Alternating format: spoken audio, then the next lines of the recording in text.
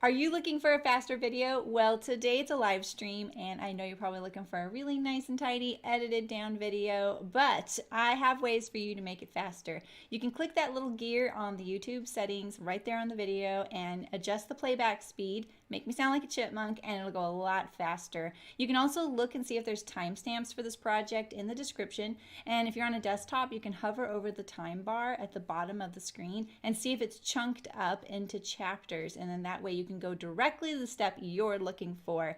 And lastly, you can also tap on the screen on the right hand side of the video picture or on the left hand side to make the video jump ahead, forward or backward if you're on a mobile device. And you can adjust that amount in your settings so you can have complete control over how much it jumps. So if you are on a desktop, you can use the fast forward or the rewind, and that will make it go faster as well.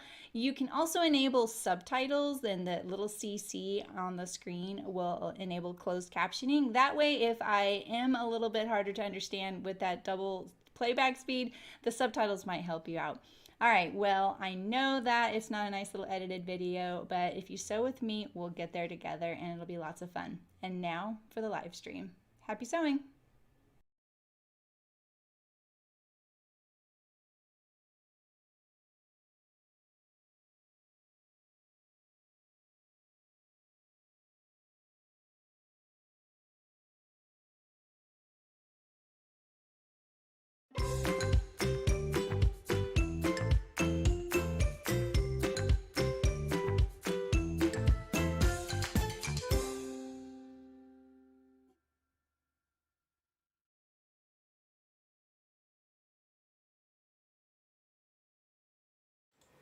Hello, how's it going? I'm still setting a few things up here. I'm almost done. Hello, hello. Why is that so crooked? I fixed it. Camera's kind of low because I think we were liking the close-up stuff. Hey, Lynn. Hey, Carrie. Hey, Delwyn. How's it going? All right, so maybe I'll bring this up so you can see a little bit more of my surface today. This mouse is so ugly. I know that sounds silly, but it's so ugly. All right, so hear me out. I think I'm gonna add one more thing to my bag because I was thinking about it today and I keep picturing myself wearing it over my shoulder, even though I don't actually like wearing bags like that. Like they're fine, they're really convenient because your hands can be free, and like a shoulder bag too kind of can get in the way. But typically I don't wear those because they're kind of fussy. So for me, hi RG, how's it going? Hi Martina. So I think what I'm gonna do is just make it so that I can add a strap later. And all I need to do, I need to turn my phone off, I just saw. All I need to do is add the hardware to the sides. It's gonna be really easy. So here's a few things. These are just some scrap pieces of the green. And I showed you these the other day. Look at this, I don't know where this came from, but it's a full set. So basically I have the part that would clip a strap on, right?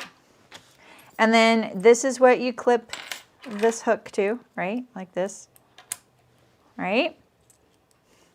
And then lastly, this is the adjustable slider. Now, ideally, I would rather have something like 1.5 to 2 inches because it's more comfortable. But like I said, not much of a messenger bag style wearer, so maybe it could be just a narrow strap just because this sort of matches the hardware I used for the key holder. I have this all, this is how my bin gets unorganized. It's because I just start pulling stuff out to show you, so I'm going to keep it organized. All right, so this right here, it looks kind of complicated, but if you saw how I did it, all I did was I slip knot the long strap to this, and then I just took the ends and went back through to the sides so that it doesn't move around. I didn't want it to move around. There's a problem with this though. I think it's too high up because I forgot I'm adding the zip facing. So anyway, this, is still in that brass realm. So I feel like, ooh, this is kind of intriguing. Here's the other part of it. All of this hardware came from this bag. So here's my old shoulder strap to make it comfortable, but it's for a really wide strap.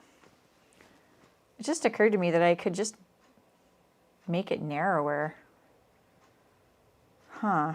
But I do have a 1-inch strap, shoulder strap thing. Like I say, I always keep things. If you're getting rid of my husband goes through luggage. Like he buys nice luggage, but he travels so much that it just doesn't last. You know, the gorilla myth is a myth. No, I mean, those work, but those are quite big and heavy. So he usually travels with stuff that's a little bit lighter. And actually his current stuff is working really good. But for a while there, he was going through stuff. So I would just save all the hardware off of everything instead of donating some bag that's not going to work for anybody, you know. So I do have this one that would work. So my other thing I was thinking, am I just throwing all this out at you guys? You guys, I don't care what you're doing, lady. But I just thought I'd share. So one of the things to think about, if you want to do this is why I'm saying all this. So this is the straps that I made for the bag that I'm going to attach today. So this is a good trial to see if this little 3-bar slider works. Usually this middle part doesn't move around. It's not called a 3-bar slider because of this. Hi Sarah, how's it going?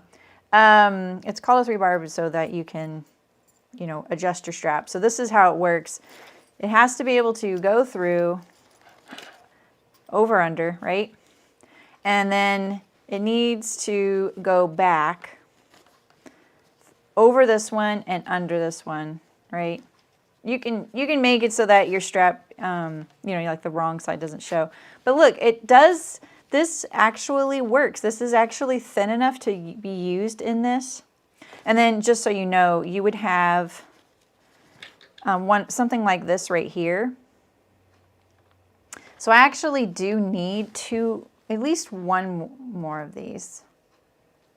No. This is where it would be. This is how it would be. Let me think this through. Like this.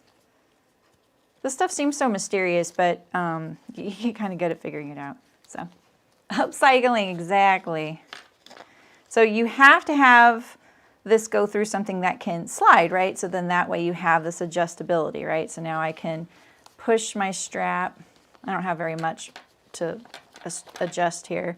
See, then now I can make it smaller or longer, right? And you can actually go through both if you really want.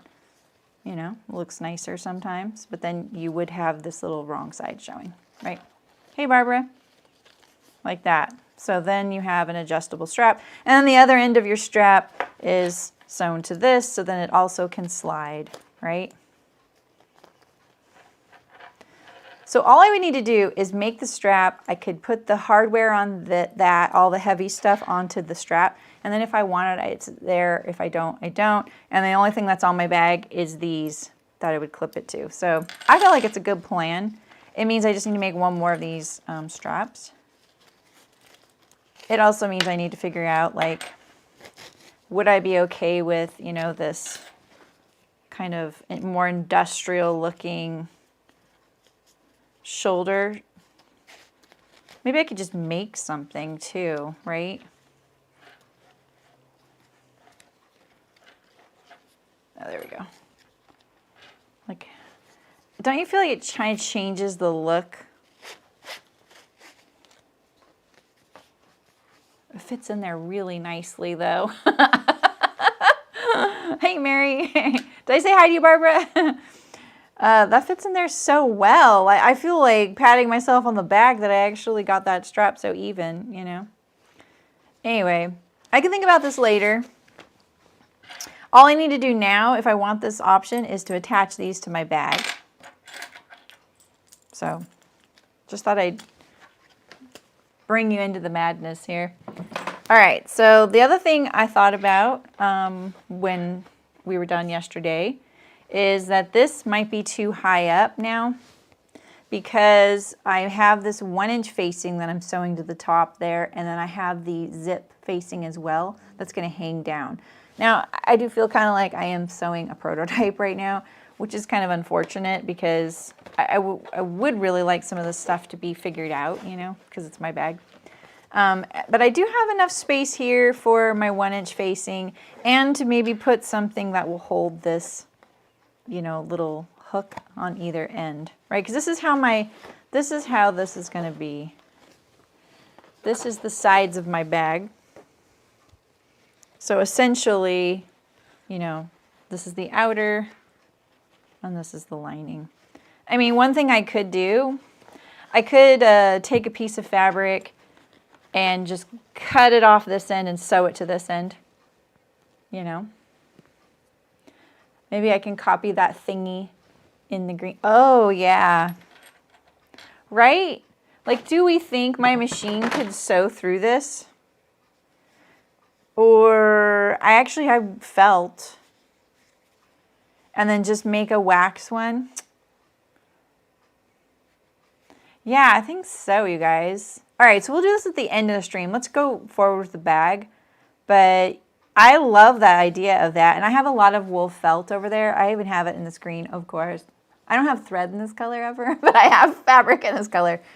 Okay, so glad you guys are down for the madness. Let's put my hardware in this little bag. Keep it in here so that I'm not digging around in there. So what do I think I need to do? I think I need to fix this right here.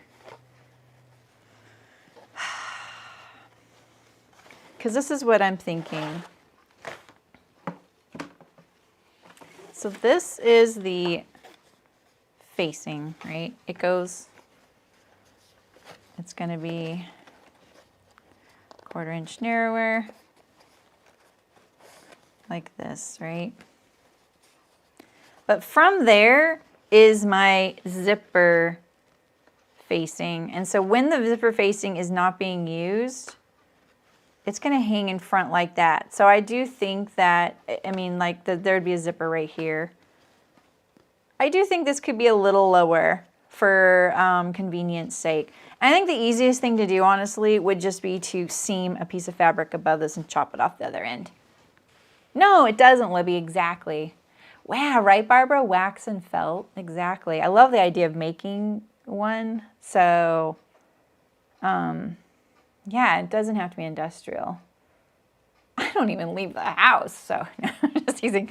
Let me see if I have any scraps of that, because I need I can chop off the other side, but I still need, you know, seam allowance.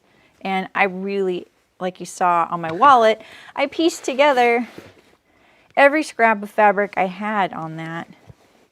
What did I sew that fabric on recently? Oh, it was the cocoon bag. Okay, yeah, so I can't steal it off of there. I could just use one of these other fabrics, right? Let me look in the scrap bin. Ooh. Okay. Okay, well this piece right here and this piece. Okay. I'm coming. Oh, okay. We're scrounging. Yeah, that's what I'm thinking, Barbara. I'm just gonna like put a seam right here. You know? I have, like if I just lower it 2 inches or whatever I can get out of this right here, that'll be enough.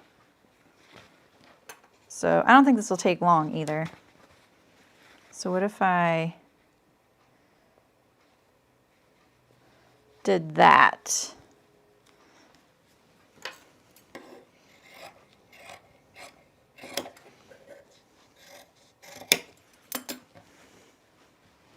Okay.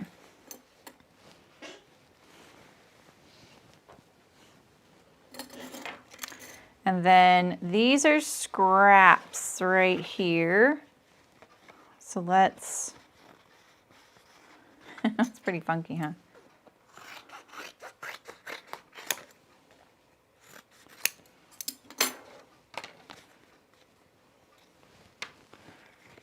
Like this.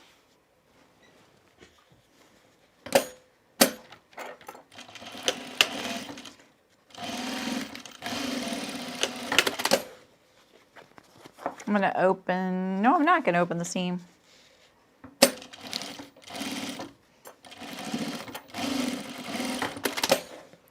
There we go. That just got longer now. Hey, Terry, how's it going? Yeah, exactly. Okay, cool. All right. So then my other thing I need to do is add the just the little tool holder on the ends. So let's move all this. I'm really hoping I don't get into a space and logistics pickle.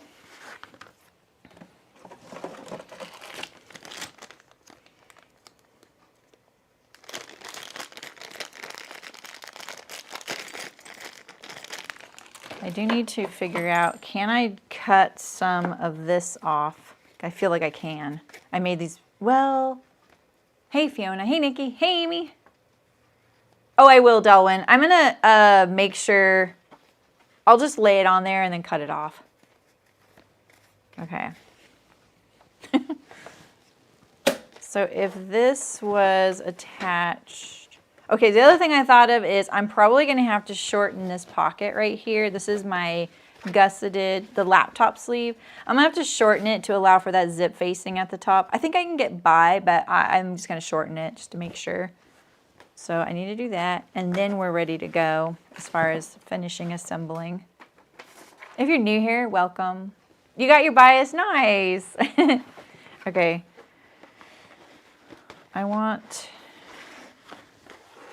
So I forgot about one of the things I want to put in one of my pockets, and it is the my hard drive. Wait, I don't want to do that. I want to do this.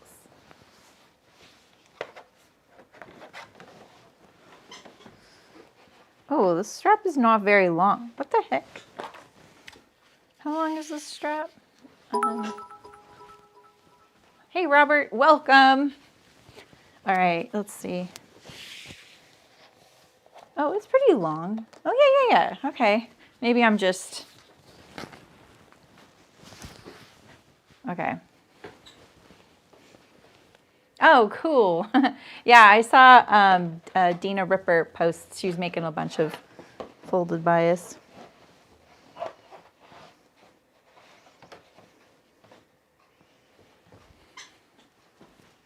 I just want to look in the face cam. So if it's over here,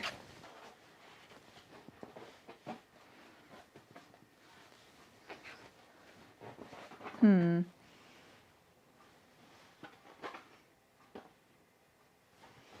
not as long as I thought. Like my project bag, like this one here. What's in here? Oh, so see how I didn't test my. Let's do my full screen.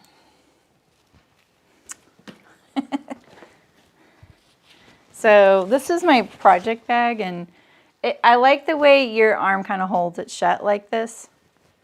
Am I crooked?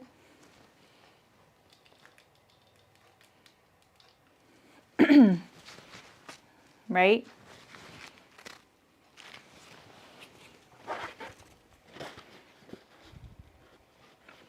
This bag is not very much bigger.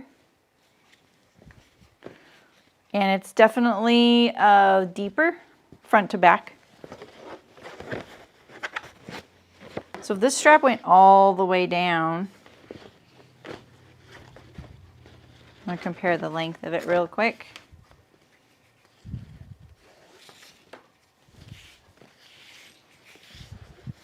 Yeah, so I have plenty, right? I'm going to take a chance.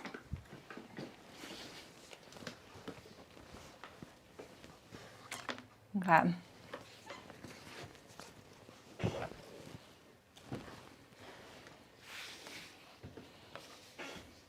Okay, so I'm going to cut off, let's make sure my straps are the same so I could just cut off the same amount.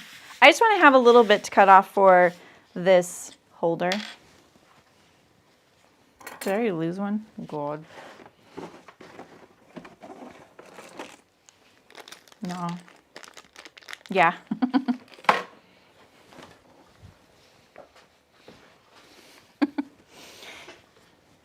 There it is. I'm so excited. Can you tell? I don't usually have people helping me, or not helping me, but witnessing my crazy kind of design process. But you know, I didn't think that all my mods were gonna create so much change to think about. Hopefully this is proof to all those people who are like, can't you just blah, blah, blah, when you're designing products to sell. You're like, no, I can't just do anything. So, why are we on that?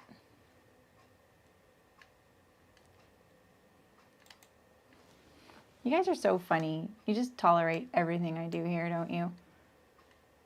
Thank you, Mafia. I don't have any secrets.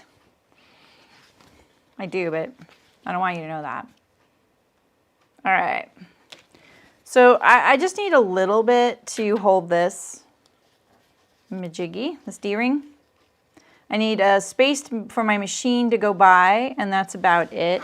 And then I'm going to sew it to the bag.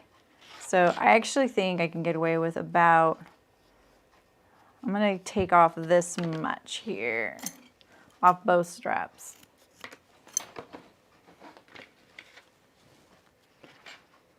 One for each end.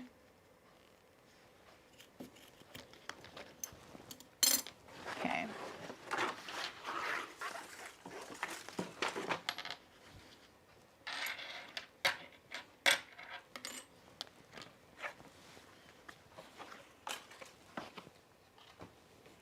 This is good. All right. Now, let's put it on.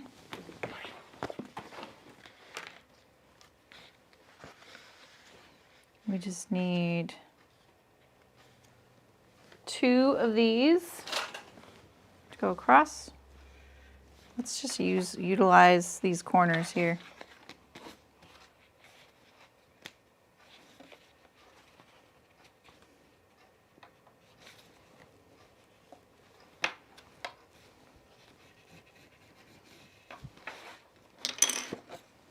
Okay.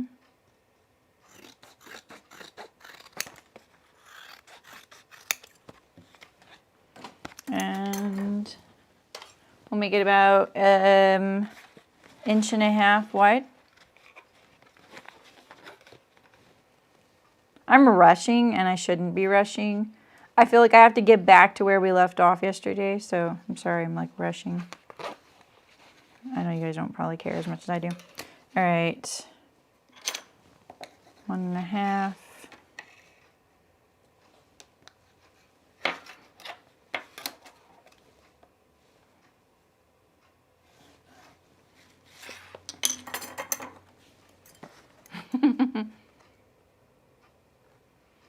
Oh, did you go to Hearts, Lynn? Or where'd you go? Oh, cool, RG. I'm glad. You're laid back. Yeah, you guys are all like, just chilling. Oh, so Martina, I decided that I want the option to have a shoulder strap, even though I keep telling myself I'm not a shoulder strap type of gal, like meaning a messenger bag style shoulder strap. And so what I'm doing is I'm just going to add a point to clip a strap on right here. I have to be careful because this is where I need this, I need to be able to stitch down my facing right here. You know? I would probably do all of this a tiny bit differently if I were giving myself the time to, you know, prototype this for myself.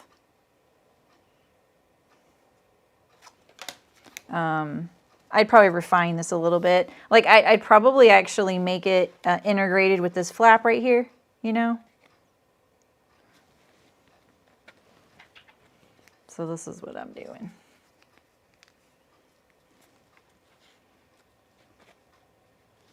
So when you're doing straps like this, if you use a piece of webbing, make sure you stitch down a lot because webbing is kind of weak. I'm going to let a little bit hang down. It's kind of thick, that's why I'm hesitating right now. I'm just like, okay, that's pretty thick right there. I have to be able to get by this with my machine. I can pull this out of the way. I think I can get by there, no problem. I need to get by right here with my 1-inch facing. What am I not thinking of? This is always the question. What am I not thinking of? Oh, you saw Mafio's flannel check?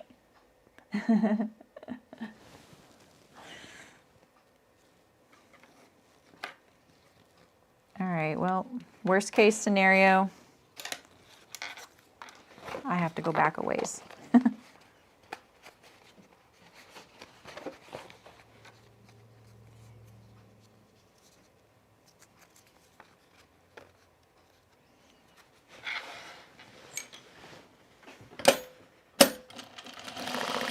Oh, see that?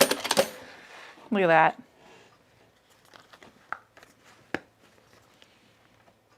Oh, what would you like to know, Barbara? What'd you miss yesterday?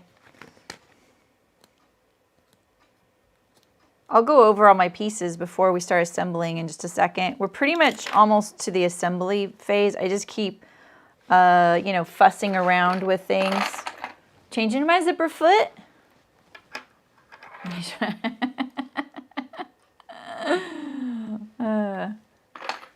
Yeah, it doesn't let you edit, does it? My keyboard, especially on this computer, is really prone to typos. The keys aren't very great, I guess. So when I type in streams, it's so embarrassing. And I always double check, but it'll like miss a whole letter or type one twice or put a space where I don't want it. It's hard to get a straight line, isn't it? All right, does your bag already have regular hands? Yep. Yeah, so carry like a baby? No. I need hands-free for sure. I was kind of thinking, what if I offset the thickness here, you know, like that? I don't think that adds a lot though. So what I think I'm gonna do is I'm gonna stitch this down on my bag a little bit. So I already had shoulder straps, like 2 separate long shoulder straps, like on this project bag right here. So that's 2 separate straps, right? And now, I'm adding the ability to have a messenger style shoulder strap right now.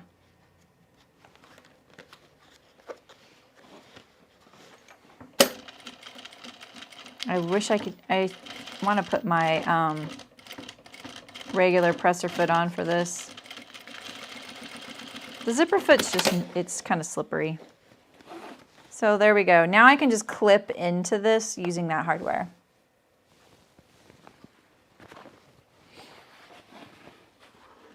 How am I going to deal with the lining? As far as, did I do something that, are you concerned about something I've done? Oh, oh, I see, Lynn, you're in Denver. What's your favorite fabric store to go to in Denver? I sometimes make it to Colorado. All right, so I'm going to notch on here where this lines up.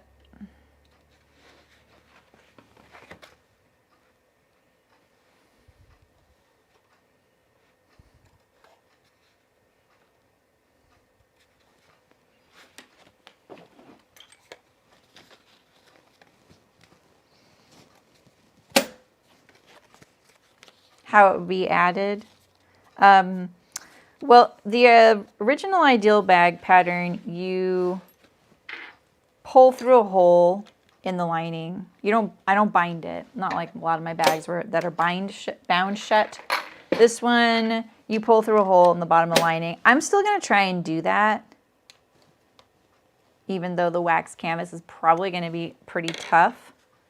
I'm still going to try and do it. If I had to do more than one, I probably wouldn't do that. You know what? I really want a center line. So That's about right.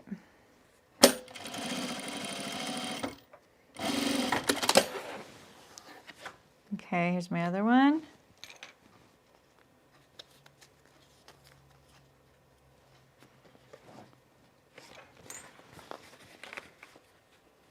We're going to sew the lining today. I haven't really thought that far ahead. If I'm not worried about it, if that helps.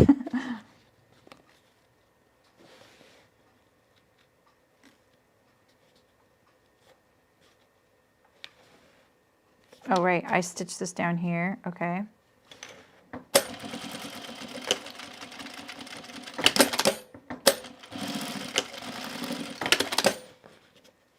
Oh, I barely got that, didn't I? I'm not back stitching at the ends only because my seam allowance is so narrow right there that if I backstitch, I run the risk of the backstitch sneaking out and showing on the seam. It's very common I don't backstitch in places I know will get finished later. So, but backstitch if you want, that's fine. Oh yeah, Fancy Tiger. I just saw yesterday that they are switching to employee owned, and they're transferring the ownership to the employees. That's pretty astounding. I think Jamie is stepping back. So yeah, so I'll assemble the bag and I'll assemble the lining, leave an opening at the bottom seam of the lining, pull the bag through. I'll attach the lining to the outer bag at the top and then pull the lining through. I actually don't have to do that though. I don't have to do that because we're doing the zip facing. I actually can just sew the lining together, sew the bag together, put the lining in the bag, and then leave the top open and then finish it with this facing. So I don't have to turn it. You thought you had me stumped. All right, so let's look at my lining here. So when you're making garments with lining, the most accurate way to do the pattern pieces, and nobody does this, I did a little bit on our own patterns that we made in production because we were making so many, but a lot of indie patterns don't do this because it adds so many pattern pieces. Your lining pattern pieces need to be a little smaller, and that's to account for, you know, the bag, you know, wrapping around it, right? So you're going to find that it's a little fussy sometimes to sew a bag with lining, and that's one of the reasons why. I'm going to true this up a little bit.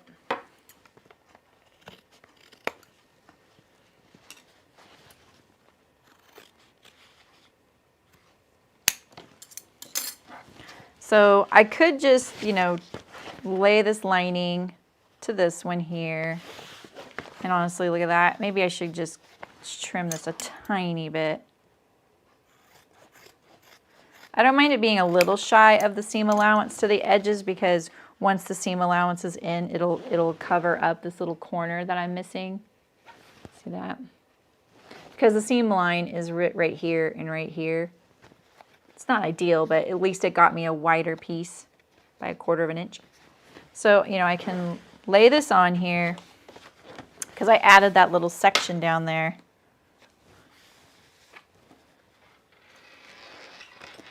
And, you know, you can cut it the same length. The lining's still going to be a little long, is what I'm getting at.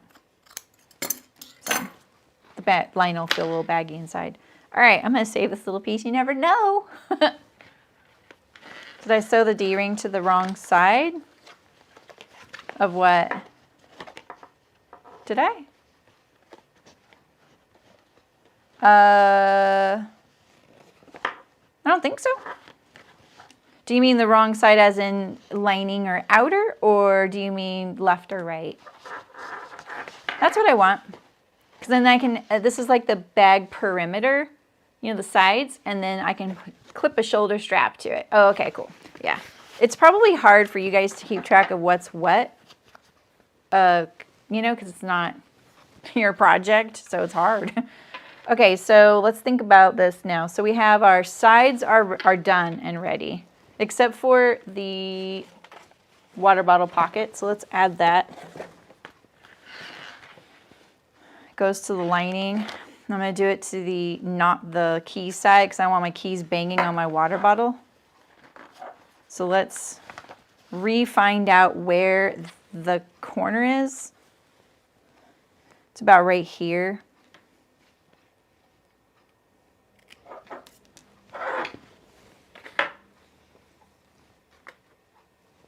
I wish I had a water bottle with me today. Because I'm pretty sure my water bottle holder is a little too long. Okay, so isn't it sitting right here? Oh, here it is. Everything looks the same. All right, so that's my corner, and we'll pretend that I have that as a water bottle. Oh, here we go. This is perfect.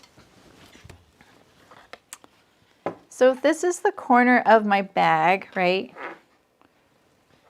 We don't want this sitting at the base because it can slip out. We want it a little bit high, but you also don't want it to be really hard to use. You aren't a ding-dong. It's kind of, it must be, I mean, I don't know. I'd have to like be glued to the screen to follow someone sewing something, honestly. So I'm thinking of like a little bit high up, you know, something like that. And I also think that it's too long. I don't want it to be really tight. So I'm going to do that.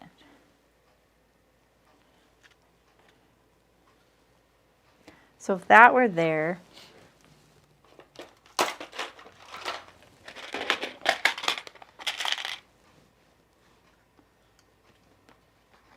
let's pretend.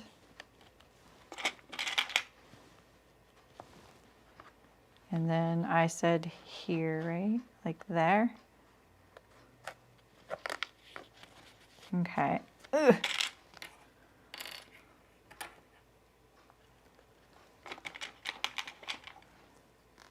Well, I made the wallet pattern for sale if you're not a Patreon patron. And if you are a Patreon patron and you've tried to get that wallet, the link in the Patreon page went to the product page, but you have a dedicated video and that wasn't the link I provided. So I fixed that. So there's actually a dedicated video to sewing the wallet pattern.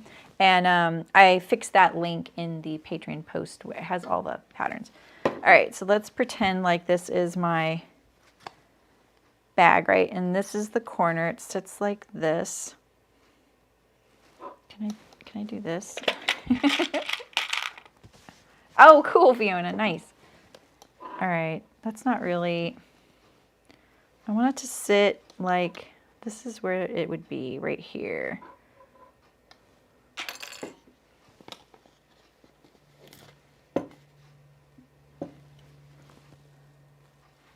Okay, there's the corner. That's how it would sit. I don't know. Would my full screen show this to you?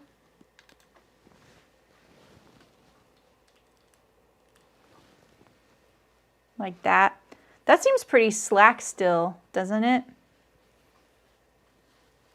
So if I have the bottle sitting where the corner is, I still think that's going to be stiffer. But I also want it to be really easy to get my bottle in there and out. I actually think it could be a little bit taller, a little higher, I mean.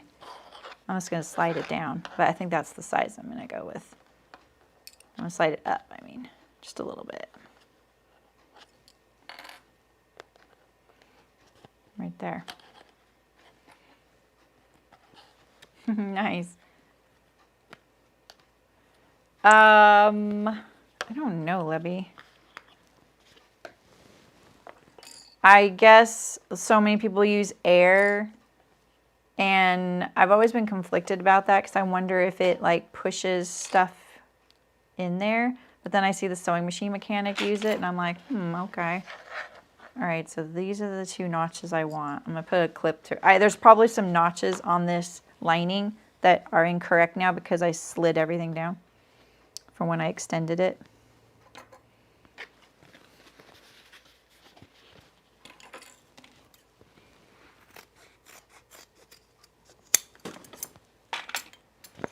let's put this on here.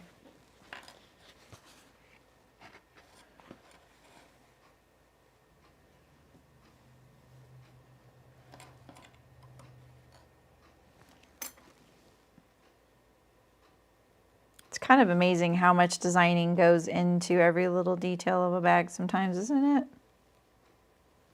How so many things can affect something.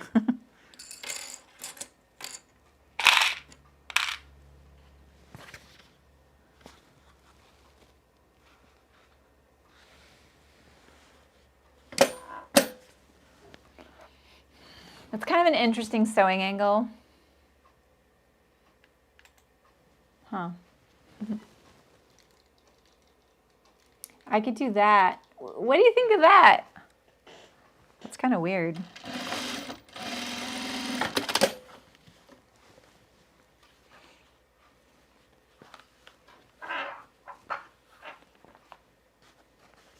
Oh, interesting.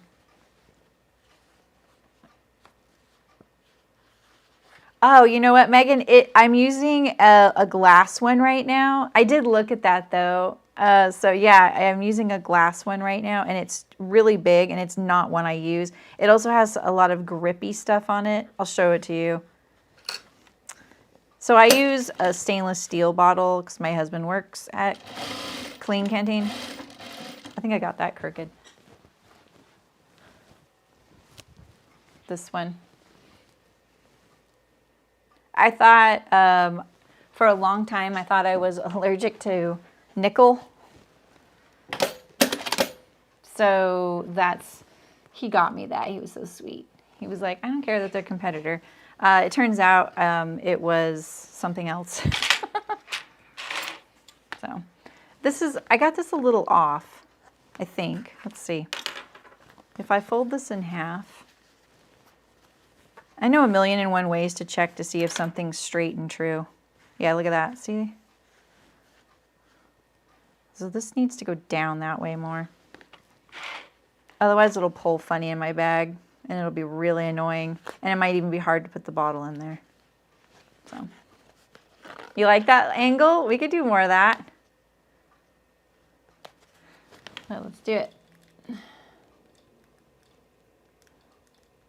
I know, it would be interesting, like, what if it was like, oh, I can't get it to bend down that far though. So I may have to just stick with that.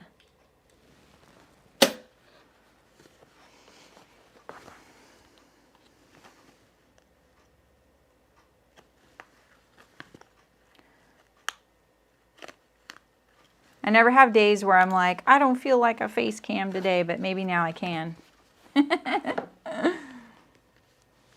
What if I did that? Look at that. That's...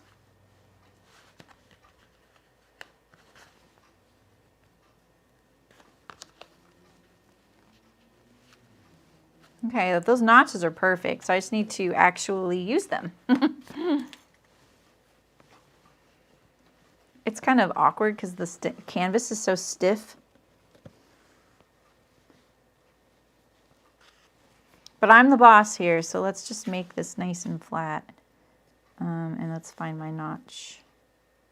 There it is right there.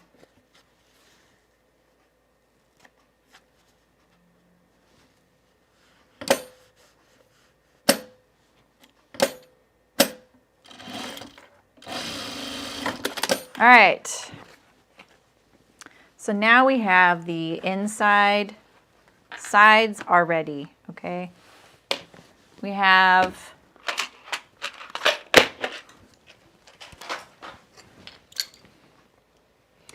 also have the front and back. So here's the pocket that's going to go between the handles. And then I have this back that I assembled yesterday. And it's going to go on after I put the straps. So this is the back and this is the front. And then the handles go. So that's something I got to think about the order of operations on. And then the handles go with this. So now I'm down to 3 piles. Well, 4 actually. On the inside, I have the back lining that this laptop sleeve goes to, which is going to hold my iPad. And then I have the other side. So one thing I did think about with this, if you're doing it on the inside of your bag, is you might want, if these aren't going to hold really heavy things, you might want these to be a little higher in your bag. So they're not sitting down at the bottom. It's just a thought. This is scrap fabric. Here's my last pile, so we'll assemble this. This is the top zipper flap. We're getting there. I am the boss. Yeah, the view and the zoom needle view at all time. You like that? How is the, I don't have this one set up to be like very sharp. How's that? Could I do, I'm gonna move the camera, so don't look at it too much right now because it'll make you a little bit sick. Oh, quartz, quartz, quartz. Where am I? Oi. What about that?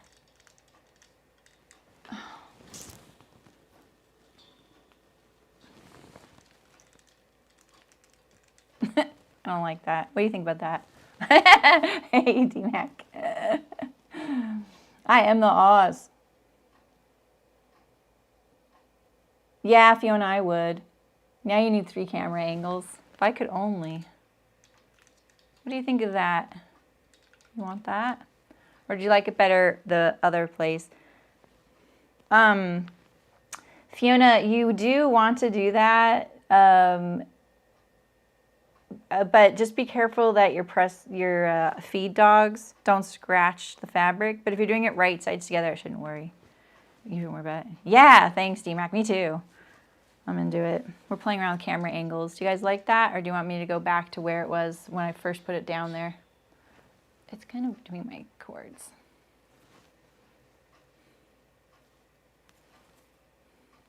Okay, I'll wait till you guys reply. So I'm gonna sew this zipper strap or facing together. So let's put these all back together, and I need to fix this right here.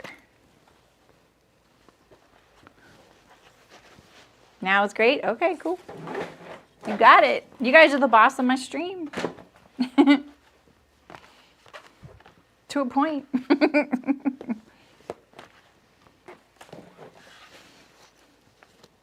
So this is the zip facing. This is the, no, this is the bag facing at the top. This is the zip facing. All right, so we're gonna put this zipper in. I'm just using zipper by the yard because I have so much of it. Just gonna put this right sides together.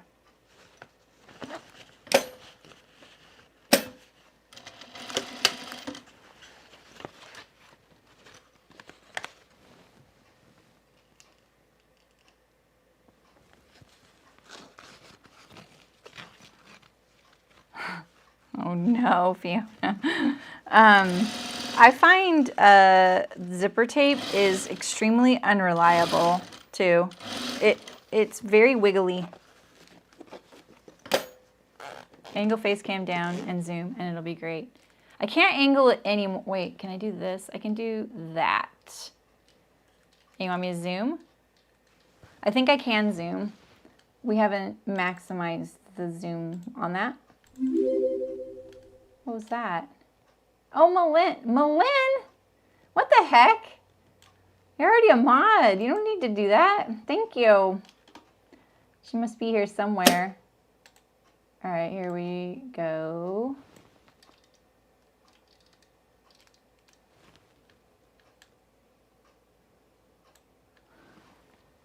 What do you think of that?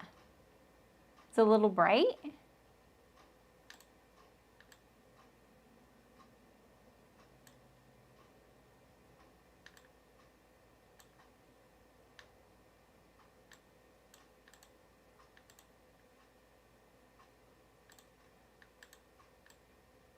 I'm not an expert in this.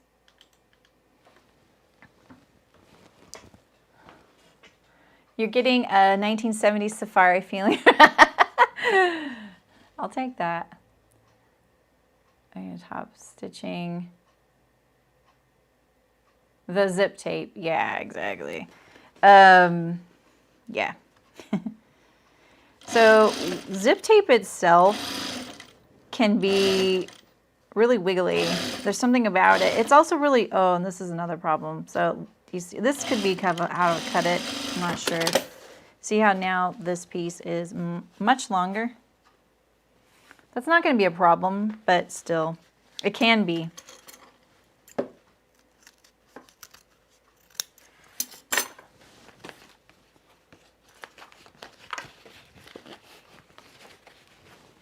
Yeah, thanks, Malin. That is very nice. All right, so I don't need to iron the wax canvas because pressing it is kind of like that anyway. Just with my fingers. Oh no, I lost one over the back. Oh well. Gone forever. No.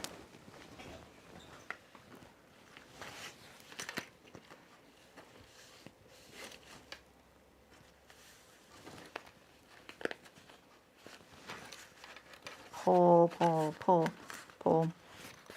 Man, I admire you sewing oilcloth. I gave that up pretty early on.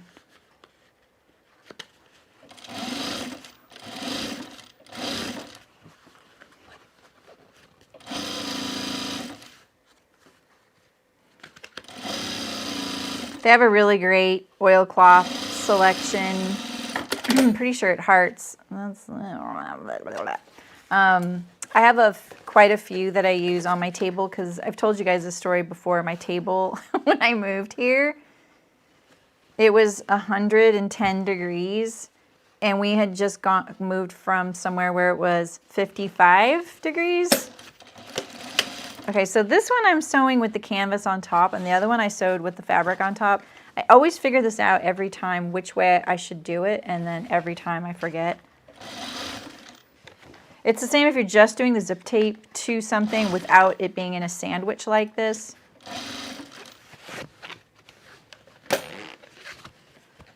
So watch, this time watch, my fabric will probably match, and I cut the other one.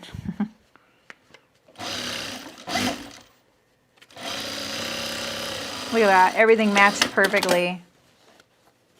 See what I mean, jelly beans?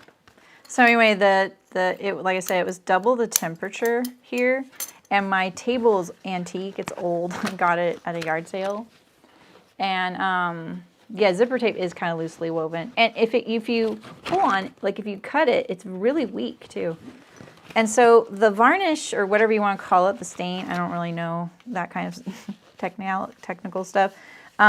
It didn't like the heat, and so when it was wrapped in those fuzzy wool blankets, it got stuck to it. And so I have this sticky, the table was never sticky living in Humboldt. Now, living here, because it got so hot in the drive, it has the sticky spot.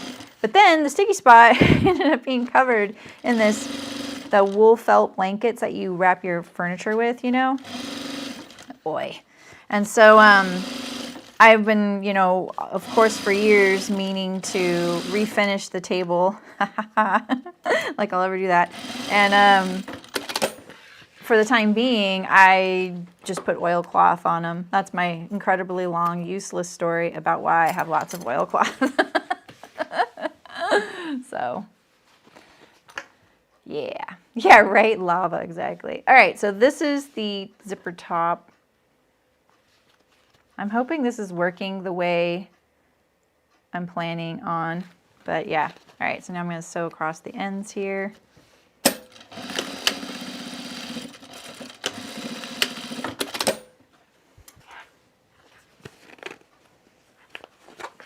Oh, I hope this works out. This fabric may be a little stiff for this application, and I may regret using the canvas as part of it. So we will see. My backup plan is I will just unpick it and put something else if I have to. I'm determined now to make this bag what I want. So when you're sewing things like this where you have to go across the ends, the zipper right here, it actually can't be folded perfectly on its end right here. The coil has to push one way or the other way, right? So you cannot change that. There are lots of people who get into bag making and think they can change some of these rules. This one you can't change. And so I recommend starting from the bottom here and going up, because this has to match, right? You need a nice smooth, you know, transition right here, right? We'll just cut off this little bit of extra interfacing there. You need a nice smooth transition here. And then up here, you see how it did get, oh, I actually got these lined up. That's kind of shocking. It's probably because the wax is tacky and this isn't in the right spot. Did that move? Maybe you guys told me. Usually this gets a little offset because this pushes it that way. But you can see like there's a little fold right there. This looks pretty good.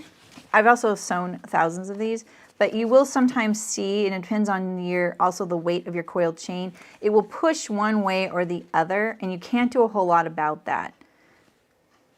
I'm just gonna tell you to not be hard on yourself for something like that, all right? Yeah, I'm kind of getting this coil chain to stay up there at the top. That's really rare. I'm going to open the seam allowance and just stitch across it just to kind of, I don't know why. I want it to not be a problem when I'm sewing it later. It doesn't really even need to be stitched. Okay, so this is my zipper. If you're not doing wax, you can get probably a crisper corner. That one turned out really good too. Well, maybe I just got better at sewing. I don't know what else to say about that. Okay. Oh yeah, the denim with leather was easier. Yeah. All right, so this is what I've thought about. I could just, I remember how I sewed these ends together. So what I could do is probably pull this all through and then just sew it right sides together. The other thing I was thinking is maybe I just cheat. Watch this. Because you see how I was just talking earlier about how your lining is never going to be the same as the outer fabric. This is such a good example. So if I put this, line this up, this piece, even though they were cut identical, there's a ton of slack in here, which is really annoying. And I just kind of grin and bear it. But you know, if this was something in production, I would make this absolutely fit in the fabrics we were using, especially when you use stiffener as an interlayer in between. It changes everything. I like to call it the kerf, you know, like use a woodworking term. So I could fake this right now and go like this. Pull up this slack. Here's a little trick, a dirty trick. Dirty, dirty trick. Pull up all your slack because I need to make this smaller, and I can just hide it and hem it over.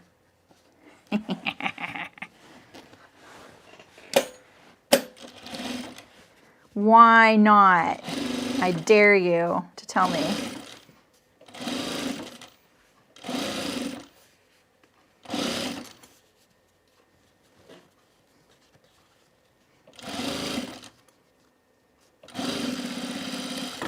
And look at that. It's all nice and smooth now. And then that's all you see from this side. So it's cheating. D-Mac. Thought you'd be on my side here. It is cheating, but nobody's gonna know except you guys. And if you guys tell me, well, I guess I can't really threaten you with anything. I'm turning my face cam back on so I can threaten you with. Okay. So now let's attach this to here. So I'm gonna clip my corners. We're getting all of our pieces ready to sew together. I'm going to attach this to this, and then we're going to sew our lining together because it's ready. And then I will be forced to figure out my order of operations with the straps, the handle, and the zipper facing. I feel like this lining is a little too lightweight to compete with this waxed canvas. The only reason I'm letting it slide is because it's going to be up against the bag. That is also waxed canvas. So I'm just stitching this down in the seam allowance, and you saw I clipped the corner there. And I just clip it up to the seam line. And I'm going to pivot there. The more of these you sew, the better. And the less of them you sew in wax canvas, even better. Oh, I cracked myself up. Okay. Just looking at this corner here. It's not quite in there, but we want this to land here. If you have trouble with these seam allowances, you can open them up to make them less bulky. But then make sure that when you clip it, you're clipping the side that's ending up over here. All right, let's just sew for 1 inch, and then I'll arrange all this because it's fussy, very, very fussy right now. I feel like I'm not even on the fabric. Okay, here we go. I'm the boss, or the ass. I am the ass, exactly. The evil laughter. Problem solving. That's right. Nobody will know. I'm out here living an Instagram life with all these dirty tricks. Nobody knows on Instagram, right? They got to come to the stream to find out.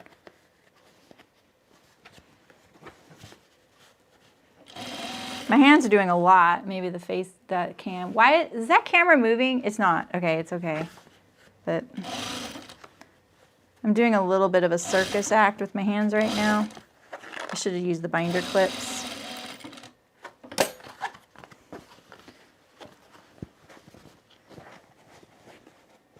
I can't imagine these people that sew with wax canvas all the time, but they probably can't imagine sewing with stiffener and binding like I used to. All right, so then we have this pocket with the 3-dimensional aspect.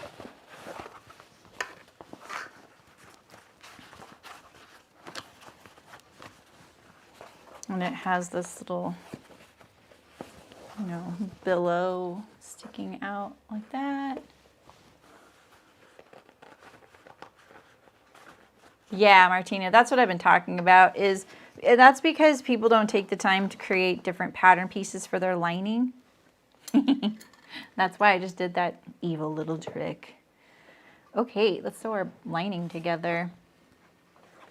So these are our pieces. I'm sick of this one already, so we'll do that one next.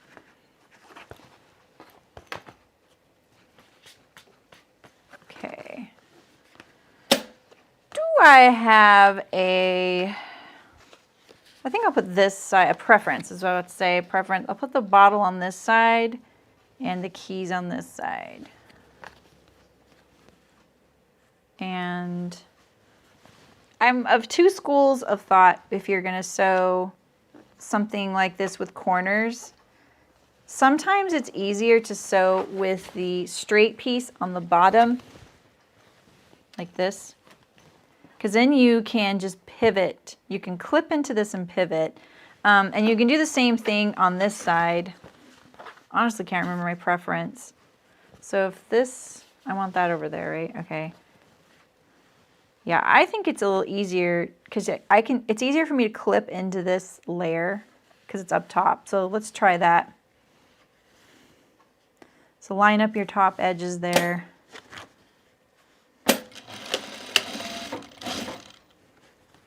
So this bag, my bag has a gusset here, and if you're doing this on the outer bag, you might run into this. So let's just push all this away.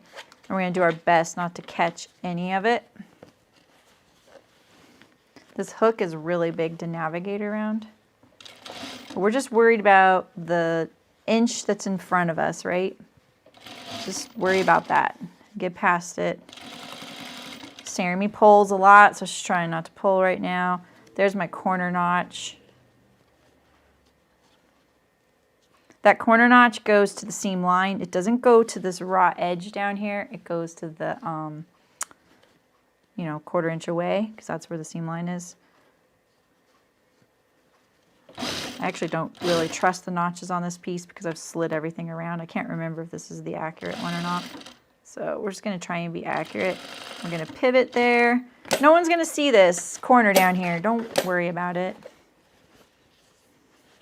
And if you don't have a notch there, you're going to clip up to the seam line. Pull this straight and taut out of the way. And now I'm going to worry about this gusset getting in the way, so let's just peel it back. You only have to do this once, so you got this, okay? And if you're doing the this bag as it was designed, you need to leave one of your linings open down here. It can be the next one if you forget to do it on this one.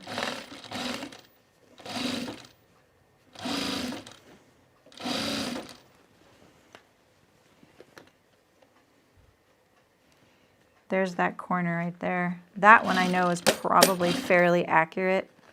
So what can also happen is because this one is so thick down here, it can kind of make your fabric usage along the seam line a little different.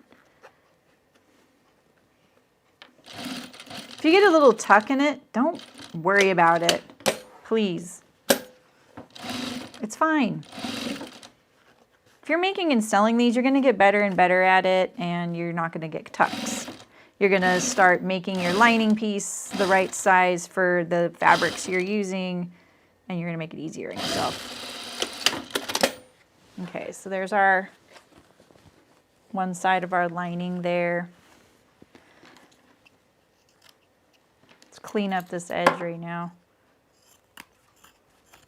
This has to sit in the bag. I'm going to round this a little bit.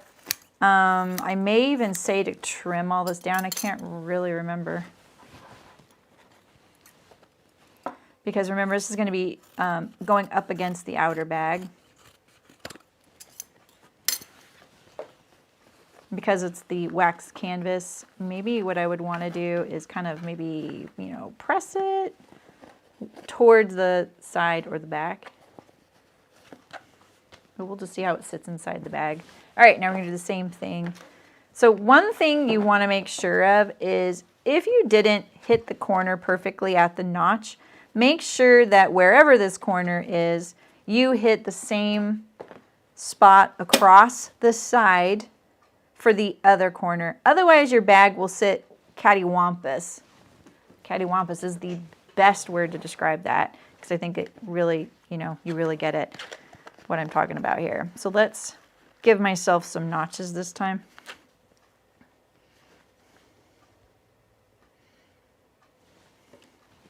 So we have this one, and I'm going to put a binder clip so I know that this is the notch that is actually true since I've messed around with so much stuff. Same with this side. Don't pull, Sarah. Right here.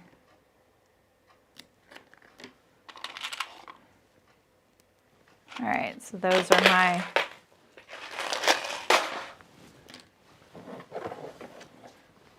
and so let's, same thing, do the straight on the top. So let's mash all this towards the center.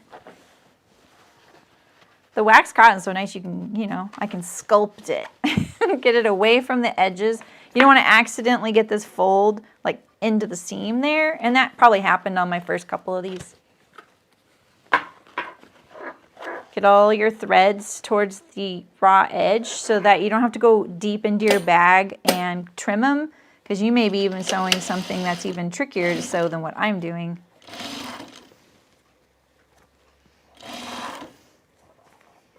Okay, so here's my notch, right? He wants to go there. It's supposed to go there.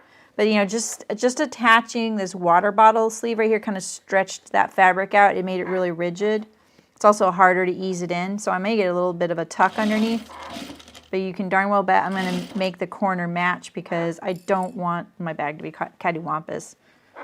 That's something I won't put up with. I'll do dirty tricks, but I won't do that. That is my hook. It's so loud. Yeah, it is so exciting. I'm loving this bag. It's been a while since I've been really excited about a bag for me. I'm putting a lot of muscle into this right now. Okay, so I'm getting down here. So there's the notch, and you know, I wanted a 1/4 of an inch away from this edge right here, right? Ideally. So it goes there.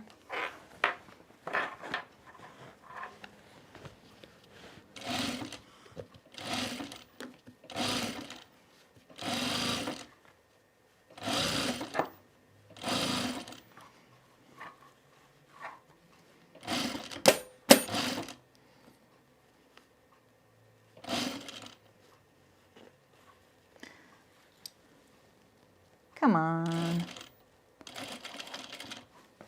I do have a couple little tucks there.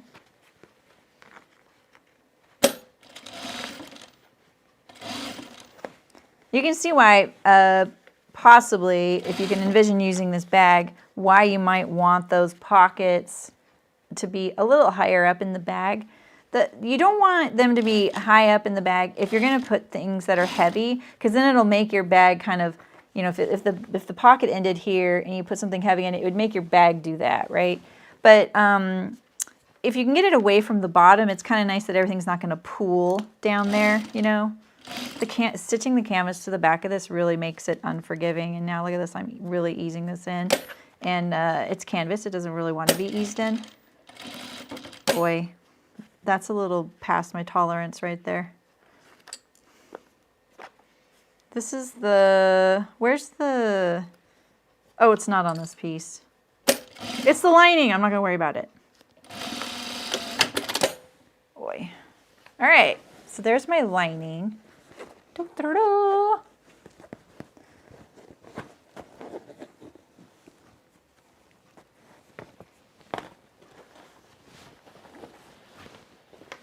Could have interfaced these pieces to give them more body. I just was a little nervous about how thick it would make it with the canvas. But look at that, it really does make it, you know, stiff on that little piece. So maybe that would have been nice. We'll see. All right. I don't need to turn this right side out. You can see in there, so there's my key holder. My water bottle pocket. I'm trying to use this new camera to show you because the light's so good over there, but it doesn't show you anything. Maybe this can hold my hard drive right here. That'll work. Cool. All right. Let's do the straps and assemble the outer.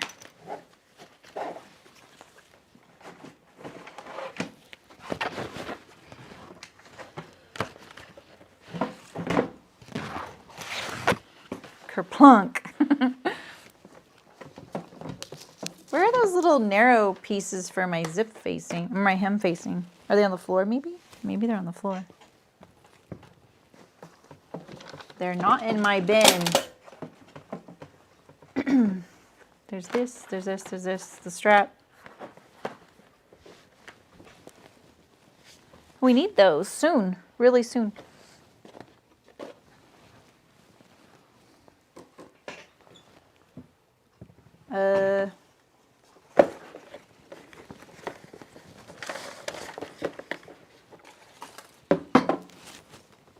Oh, they're sitting on the table here. Okay, cool. Phew. Okay. So now I'm kind of loath to decide my shoulder straps, but like I saw my project bag, they could actually go down still kind of low. So we never put our straps in the seams, and that's because it made it too thick to have stiffener and bind. I can do that on this bag, which is kind of nice, but I'm not sure I have enough strap to do that. So you might be able to if yours is long enough. The other thing is you don't put straps, shoulder straps, in a seam like right at the top here, right? Like you don't want to sew this right inside of a seam right there and that be it. It will not hold, okay? Like I can't stress that enough. So thousands of things like this, or maybe not thousands, that's probably a big exaggeration. I've sewn enough. Especially if it's webbing, it will pull out. It'll pull out within the first 2 weeks, I guarantee it. So webbing is really weak as well. So if you're going to put it in this seam right here, let it hang in the seam a little bit extra and stitch it down. And then thank me later that you did that, because I promise it doesn't work. Webbing is very, very weak. But it's very strong when you stitch it down, so. Okay, so I'm gonna just put a binder clip here just to test the length. Because I'm kind of curious, could I get away with, you know, the bag being like up there. Hey Sydney, how's it going? We're trying out different camera angles. I don't know if that really helps, but that feels pretty short.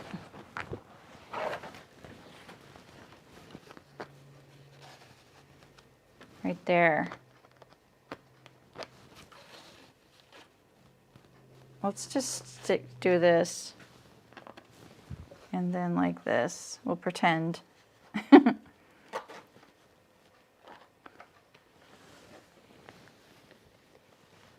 Aw. That could work. That length could work, because I could still get into my bag. Okay. So that's what we want.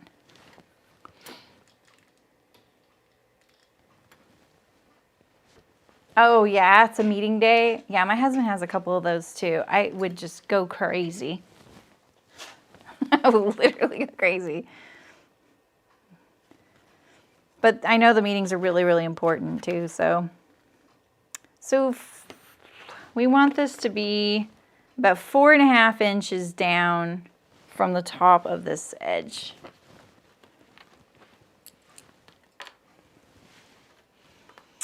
I know I want them about 6 inches apart or 5 inches apart, like that, something like that. All right, let's find the center.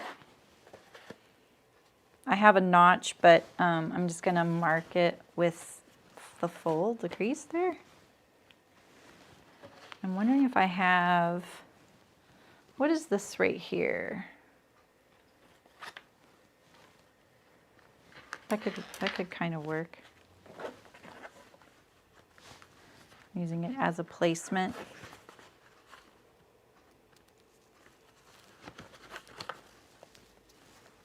I'm looking at the center here, center there.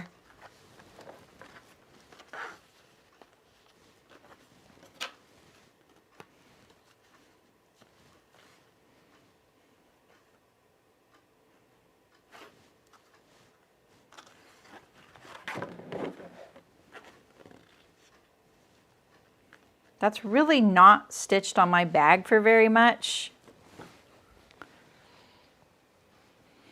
You can't see the faces I'm making. I love it.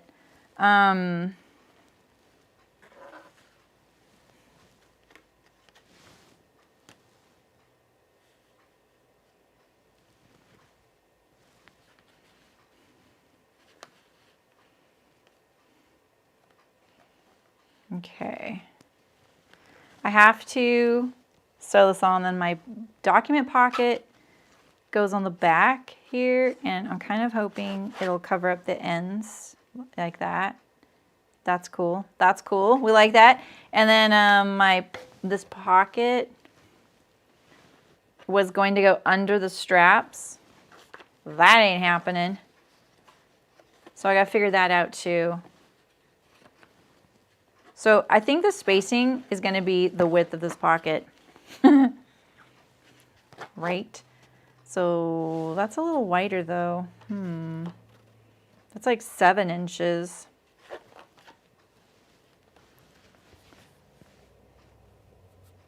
But that's okay. This could actually be the width of it, the outer edge to the other outer edge. Okay.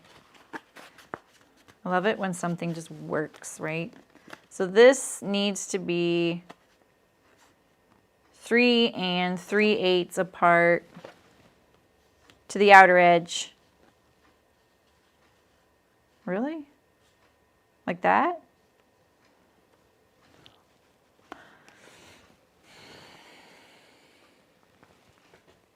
Oh my gosh, Sydney. That boss sounds very out of touch. Honestly. My husband gets that too sometimes. Like, not that, he doesn't get that. Like, they don't really harp on that kind of thing. But it's the whole, like, the sales department's fault for everything when the delivery of product is tied to sales, and the delivery is almost impossible right now. So it's like, okay, we can get the sales, but can you deliver the product? You know, like, why would we sell stuff if we can't promise it? Okay. So my strap in between is about 4.5-inch spacing. There's nothing underneath here, right? So I need to leave room for the zip facing right here. This was a problem I encountered with the laundry basket too. It was like a chicken and the egg thing. So if I put the strap on now, I can hide the stitching behind it in the lining, right? If I wait till the end, I can't because I'd be stitching through the lining. So if I do it before the zip facing, it has to end before that's being sewn. You know, I have to be able to get my presser foot. So this is the whole conundrum. It's lined, right, Barbara? So nothing's on the other side of this.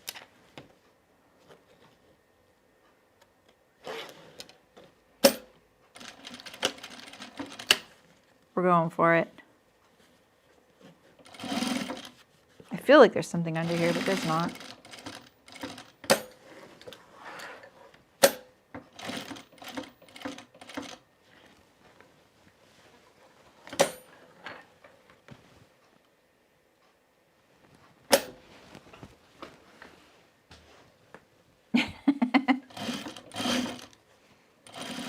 He's not out of touch. Well, that's good then. I'm gonna sew across here. Why not? Right?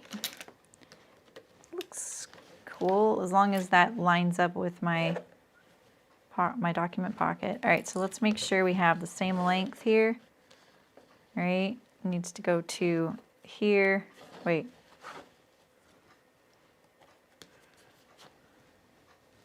There we go.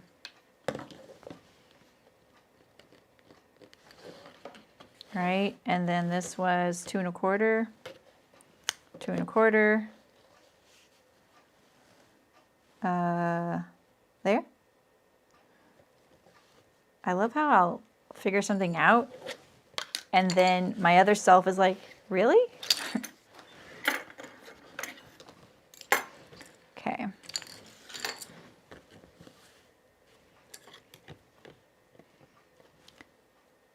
I'm not gonna lie, this does feel a little bit risky. Like, I do feel like there could be something right now I'm not thinking of, and I'm a little nervous about it. So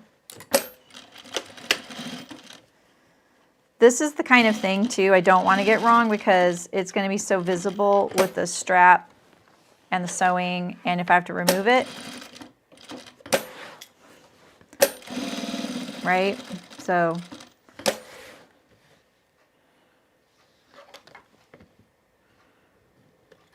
it just seems really asymmetrical, you know?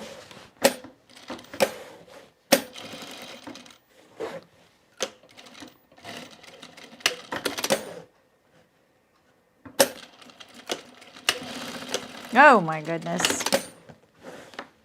Okay. Ooh. You're getting a new dishwasher? No, April. Oh my gosh. Yeah, that does sound crazy. Okay. This feels kind of long, you guys. Okay, look at how long this strap is. I don't know about this. Oh, we'd have a little heart-to-heart here. This looks too long. This looks too long.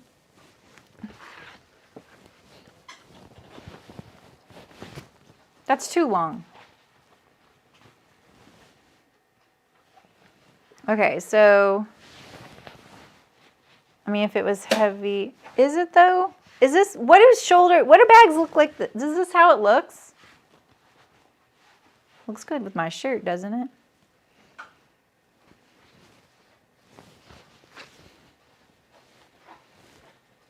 It's gonna be right here. I don't know, you guys. This looks way too long. I don't like it. All right, this is what I'm thinking. I'm thinking that I shorten this all the way down to a handle, like this. And then have a shoulder strap.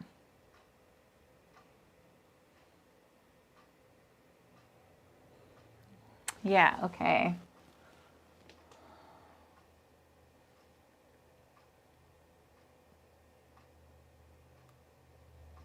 I don't know.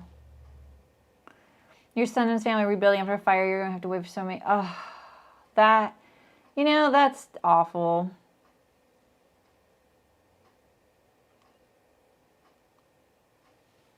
I may have a coat on. Y'all live in the coldest area or what? Barbara, you don't live anywhere cold. Why are you saying that? Coat? What coat? I don't know what you're talking about. Like, what if it was like this? So then it was a, you know, like a handle. And then I had the shoulder strap. Yeah, right, Megan?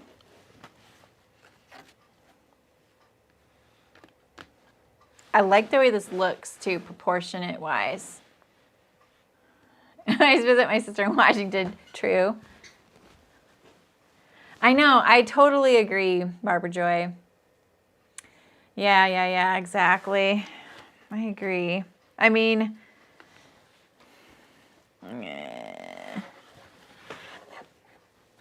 okay, so that was the length I wanted, right? I wanted to make it right there. It's just, I feel like the shoulder straps are going to slide off too, but yeah, I think you're right. I don't use anything. That's the problem. This just looks huge, you guys. Look at this. It's huge. It's comical. I think my huge puffy sleeves are selling it to you guys. I'm shortening it. That's it. But don't worry. I'm going to use the exact same stitching plan so that I'm using the same holes. I do like a handle too, you know. And then I can use the other end of this strap for this handle. And maybe my other strap could be used as my shoulder strap. What do you think of that? Thank you, Megan. Yeah, I think I do like the look of the short straps, and I do like having a handle. In fact, that's why the messenger bag with the messenger handle strap, it has a handle, like a short handle. And I remember thinking you're going to miss having that, but you can't really have both that and a shoulder strap, like these double shoulder straps. Okay, so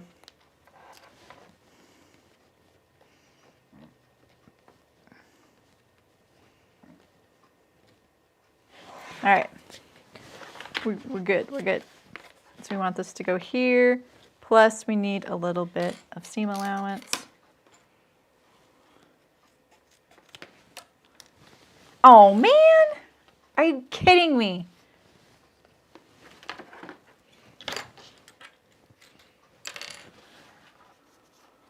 Hey, Yay, Shem. Oh my gosh, Shem. Right? It's why I hate making underwear live on camera. Yeah, I totally agree with you. All right, I'll put the camera angle back down there since you guys are liking it. And this time, oh, sorry.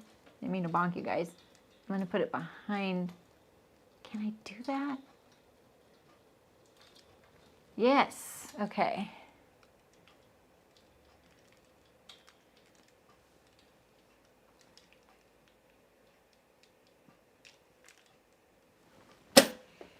Right, I know.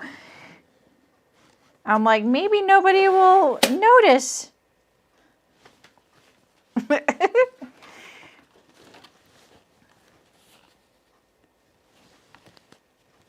Okay.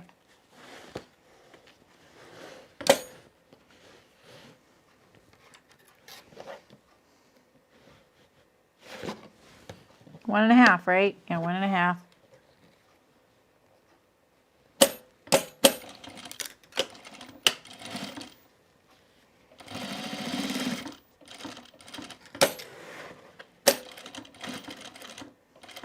I'm going to stitch where this white stitching is on the strap, even though it's a little further in at this end. It hides that I was a little bit inaccurate, right? All right. We made a whole lot of strap for nothing, but we learned, right?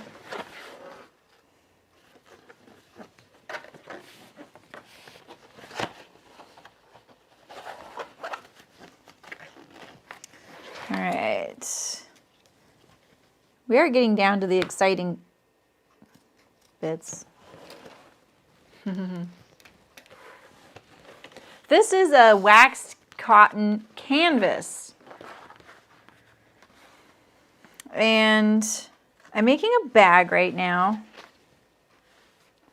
You know, I have a trick for this and I can't think of what it is. So we're just going to go like this.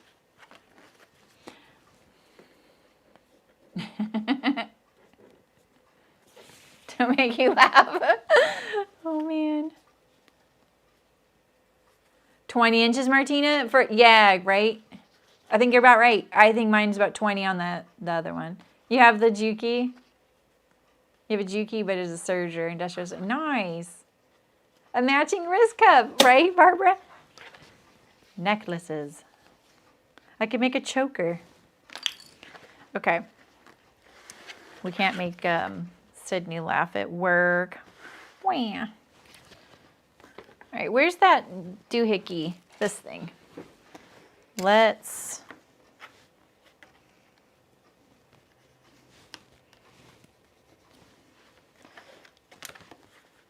And then you see that your bag's like cut a little bit off right there. Yeah. So that's really the center of the bag. What?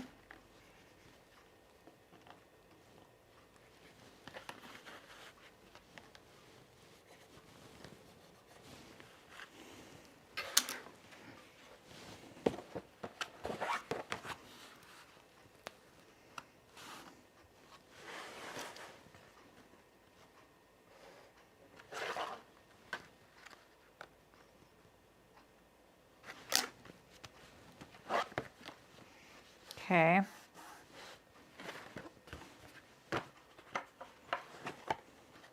I don't know what my trick was, but this works. Why is that 4? Was the other one 4? I thought it was 3 7/8.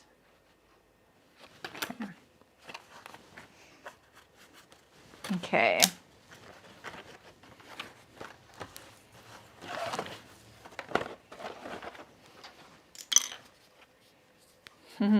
Oh, really? That's awesome, Shem. Is that the tabletop one? Because I hear great things about that. But yeah, so it's the tabletop kind. My friend just bought one of those. She liked it.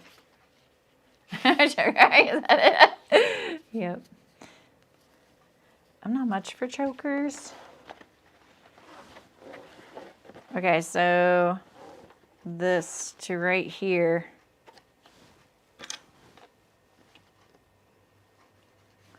Right?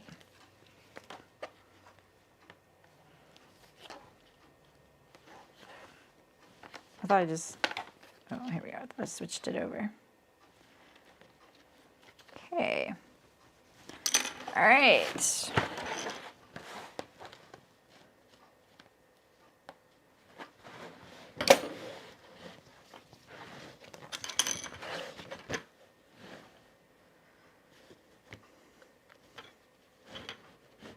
Oh, 1.5 inches down. I almost just started sewing from the top.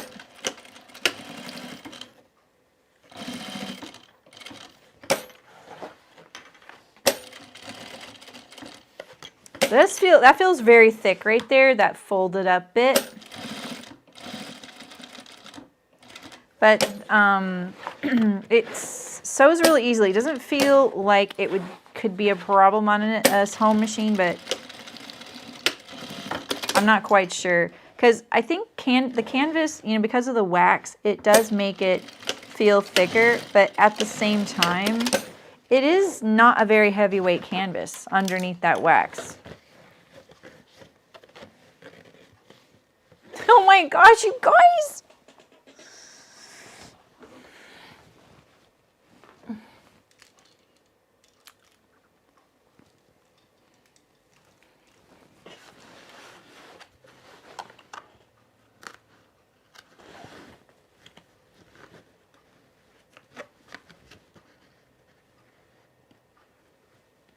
No comment. Let's not rip the bag.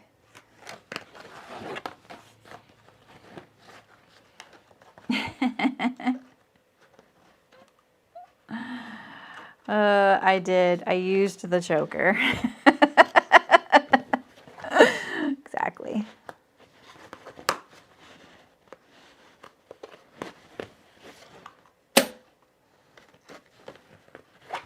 It's starting to feel more and more like I'm prototyping a bag.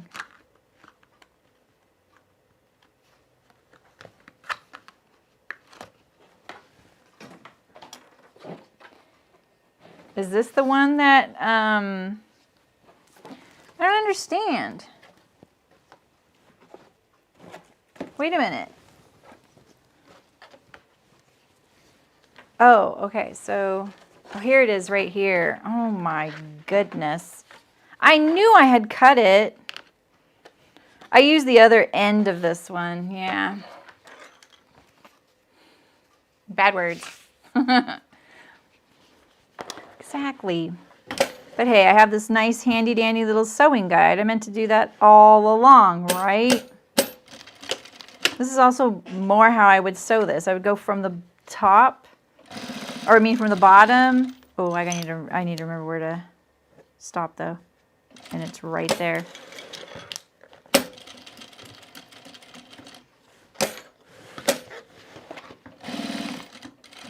Because then you wouldn't actually have to go across this if you didn't want to.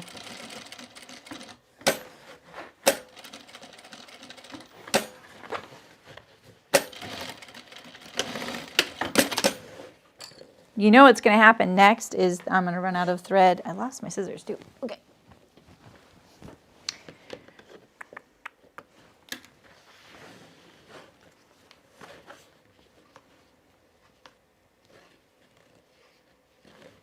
So let's see here. I don't have my handy dandy marking that I spent all that time doing. Oh, this one.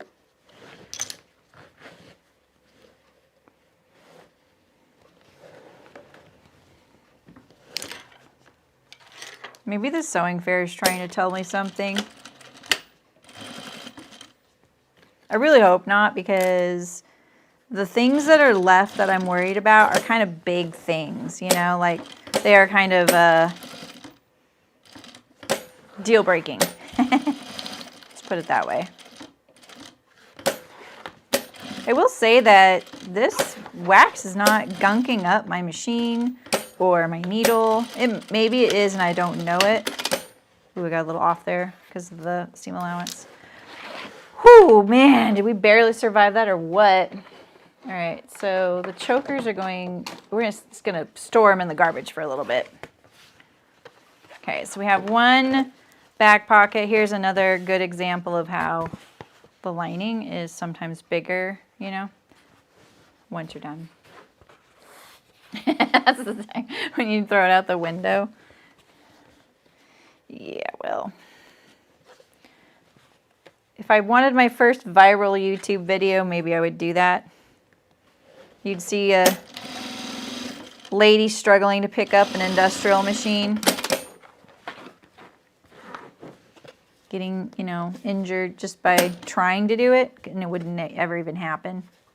But you'd feel it. You'd feel how much she wanted it done. So on the the regular version of this bag, there is a section. I section it off because this pocket's quite huge on the large size of the bag. So I'm not going to section it off. It's about right here. I have a notch for it and everything, because this is fine for my papers. If anything, maybe I would bring this in a little bit. I was just looking for a piece of paper. Like, say I wanted to carry home, because this could happen. I won't make it any smaller, because look at that. That's really nice. I sometimes bring home a pattern to study when I'm doing a project. Sewing fairy, right? Bow down to the sewing fairy. She rules our lives. That reminds me, I have something kind of fun coming to Spoonflower in honor of one of my, that 5 questions, 1 take video. That's going to be fun. Jerry, no. No, you guys, you got to laugh. You have to laugh. All right, this is what I'm going to scream right here, is putting this pocket on. Okay, so this pocket was supposed to get sewn on between my straps, but I didn't plan that out very well. So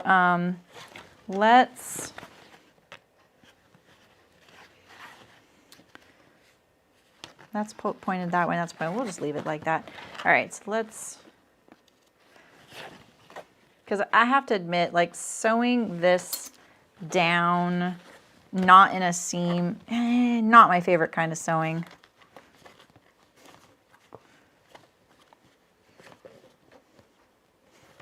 Look at this. This is another little dirty secret.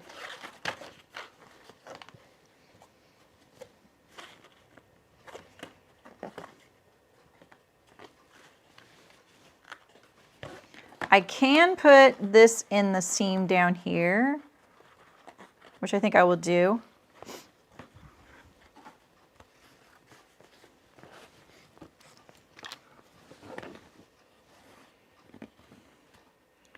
Six, 7, 3.5 is right about there. And let's make sure that this is my center. There.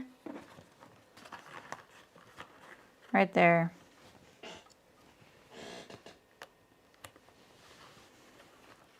I think that'll look cute though, right? Or I could put it higher, you know, like I've been saying. I could put it, you know, a little bit like up here.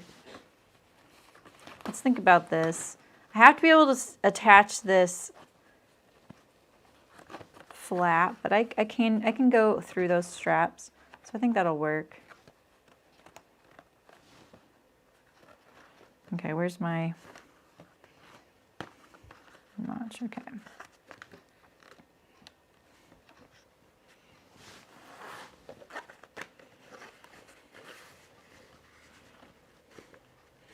So we want a nice straight line.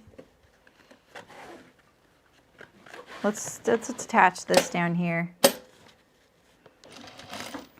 I think you would have fewer problems not including this in the seam, to be perfectly honest, because you have to worry about this little juncture right here, you know, and getting it in the seam allowance here. So, yeah.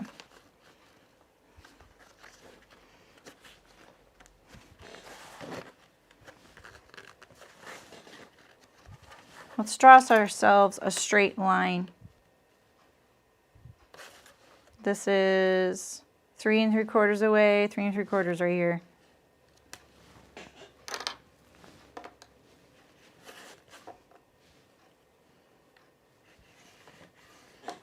I think like this is the best part about sewing on wax canvas is that you can just mark directly on there. Oh, I'm so glad that was the same number. I was a little worried.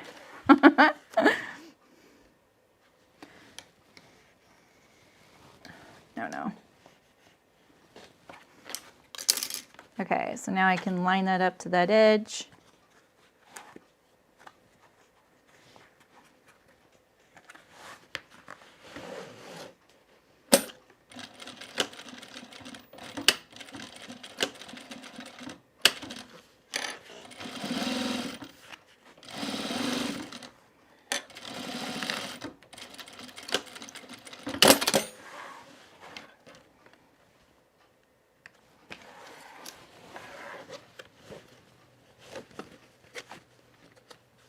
Now I know why this is a free pattern.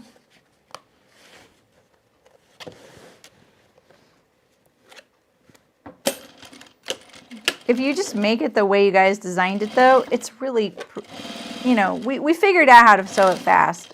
Did I just run out of thread? Oh no, I fell off the edge. You jerk. Come on.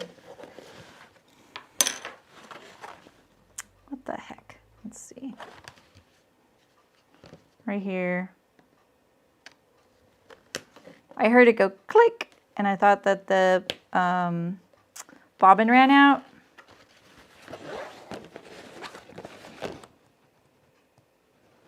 I need just a couple more threads here. Come on.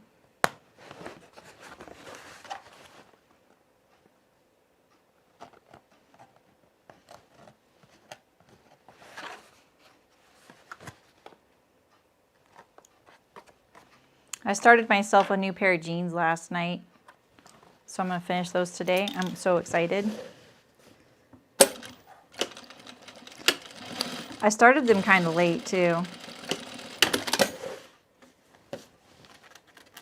What's that? What's this right here? Oh, did I backstitch right there? Wow. All right. Janice. How long has this been going on? What part?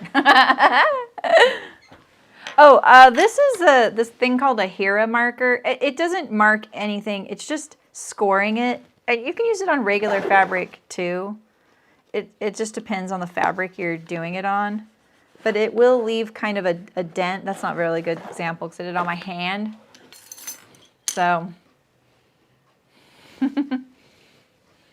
Oh, right. I know. Work is cramping y'all's style, huh? All right, so then we need to put our little flap on here.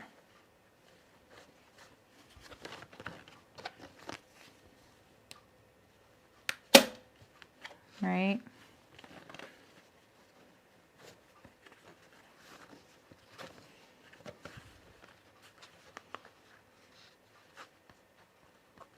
Okay.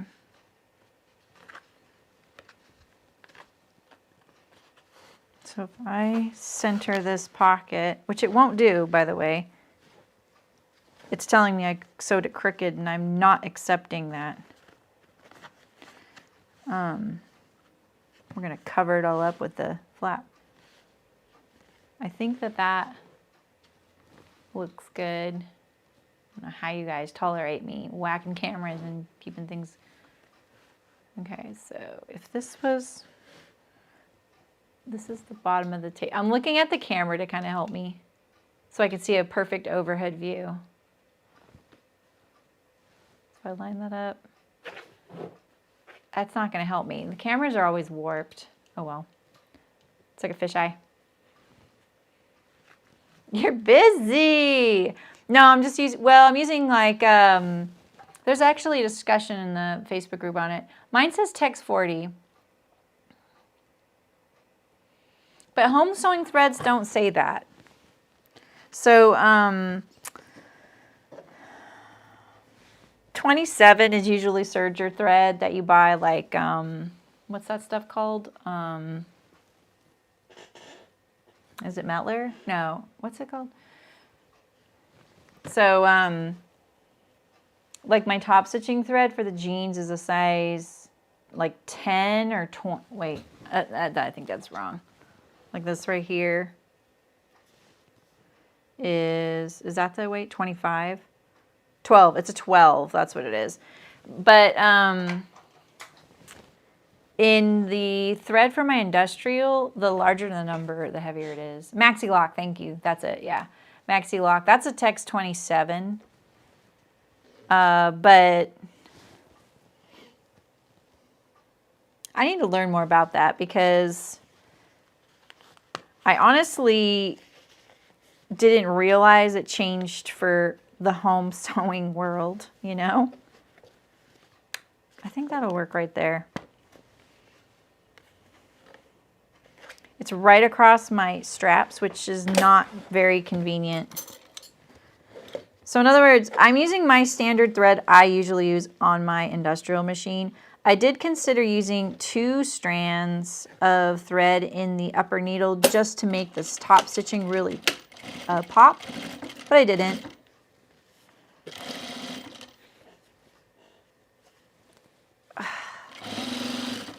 I'm not going to say what I'm about to say because maybe you guys won't notice. All right, so let's trim this a little bit.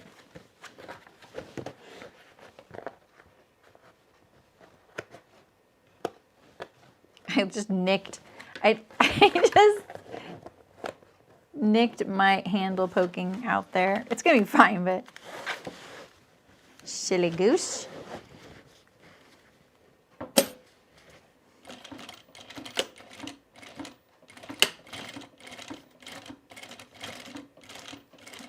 Just going cautious because I don't want any of these things to push my presser foot away, and I don't want to use my zipper foot because it has like 0 traction.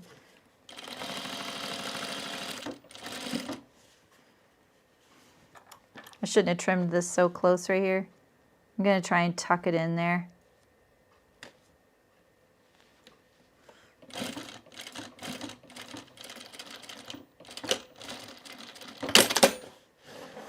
Boy. All right. This better work. I'm like, wait a minute. Yeah, okay. I feel like that could look a little better, but it's looking pretty good. Okay. This is not Aurifil, my cone thread, but this one might be. No, this is Wonderfil. Wait, is that Aurifil? I'm not a thread nerd.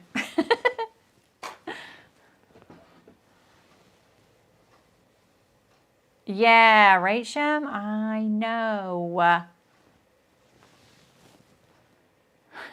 Sydney. That's funny. Yep, you're retired, you're busy doing effort. That's what I hear. Okay, so let's get to this. Womp womp. Carrie, I put the wallet pattern for sale yesterday. Okay, so let's see here. The poop can hit the fan now. All right, so we're going to assemble the bag. And let's see, so that's the front and this is the back, right? So if I'm wearing this, well, I'm not going to be wearing it. If I am with a shoulder strap, where I want this pocket to be right here. Yeah, okay. I want it to be on this side of the bag. All right, so then let's start on this end here. And we're just going to sew it up. Same as the lining. I'm going to double stitch over these ends here since that could potentially get a little bit of stress. Why aren't there any notches? I mean, I ask you, who designed this? There were notches. Just clipping up to the seam allowance there. I'm gonna push my gusset out of the way. Yeah, I'm hoping, Amy, that's my plan. It does on the inside one, and the inside one's the exact same size. It's kind of why I made it double the size, because my wallet is, you know, big.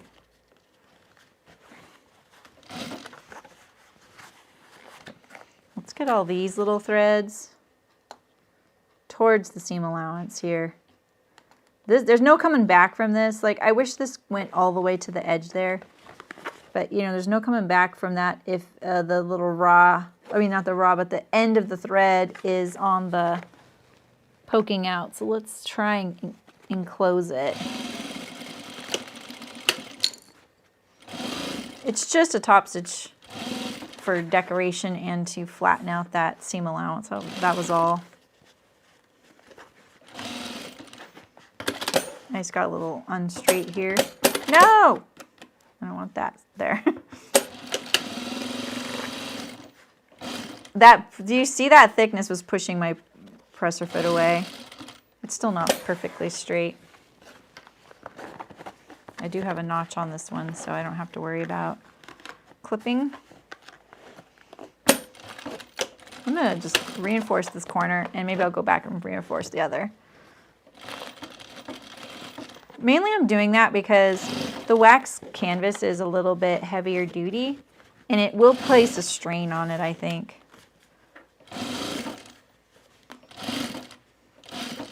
Ooh, look at that. Almost perfect.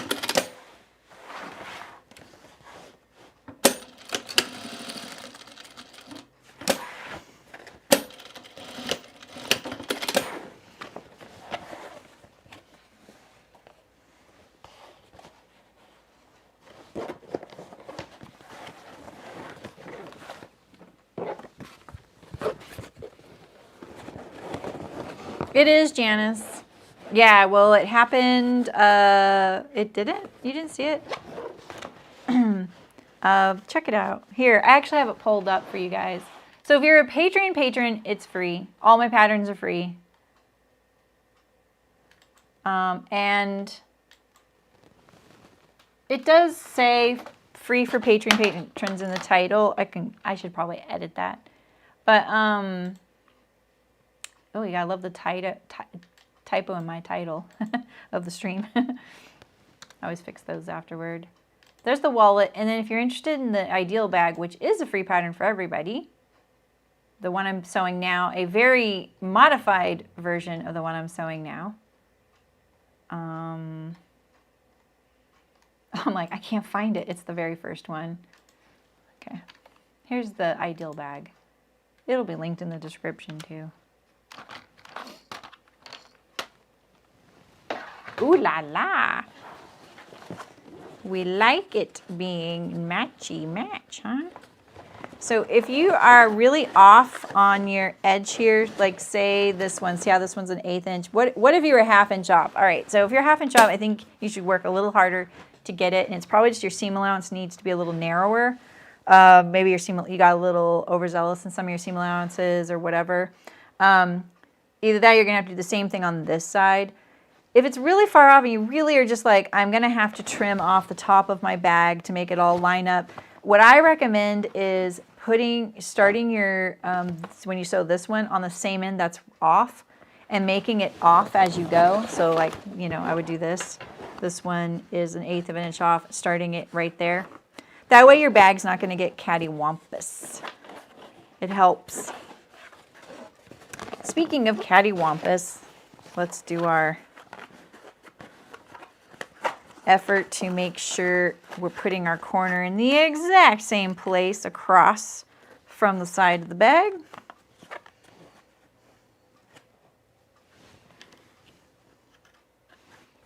Your notches should work, but say you don't have them, say they didn't work.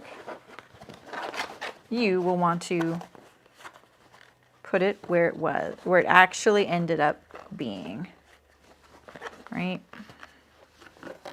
This one has the notch on the side and it's good. Okay.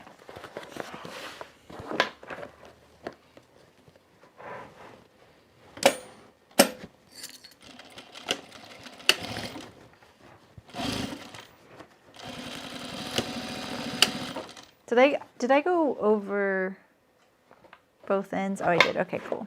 Just making sure. Okay, look at this gusset. Like really, you know, trying to get sewn into the side seam there. Not today, Buster. Not today. I probably do sound like a gaming streamer on the other side of the door sometimes. I was just joking with my office mate. We were talking about like how you could, you know, like if you had to sleep in your office and live there. And I was like, well, that would be like the ultimate. I would actually look like a live streamer if my bed was behind me. Unmade, by the way. Oh, you gotta go, Sydney? Okay, Sydney, see ya. Cool, Janice. You just tried to pause. I think you can rewind. You can't pause? I thought you could. It just makes you off with the chat too. And there's definitely folks that do that and they're commenting on things we've already talked about. We just try and hope they'll see our answer when they finally catch up to us. Hi Muriel, how's it going? Ah, it's bedtime. You feel the need to chat. You can leave comments, it's always helpful. Okay, so this side, I need to ease a little bit, and I should have noticed this sooner because look, there's my notch, and I need it to be right there. Boy, we did notice one of the sides was a little bit bigger, or one of the fronts.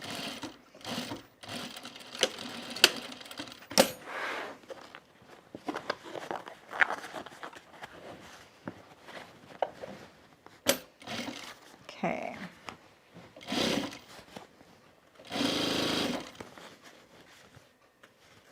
Oof, come on. Come on, baby. I'm like, it's very hard to ease in wax canvas. It's kind of, you know, you can't. I wasn't paying attention back there and I let it get a little off. I'm going to take a peek in here before I try and turn it. Okay, good. I don't really have tucks. I'm going to check my corners. I don't want to go to the effort of turning this right side out unless I know it's okay. But everything looks pretty much okay.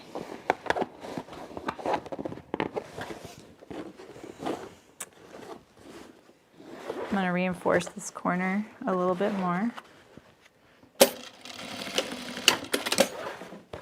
Just, I don't know, I'm just doing that.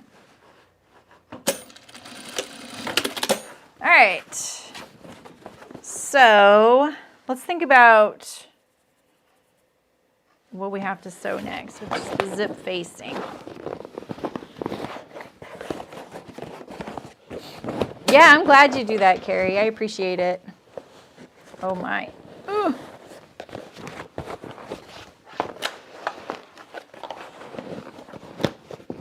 Now it gets its distressed texture.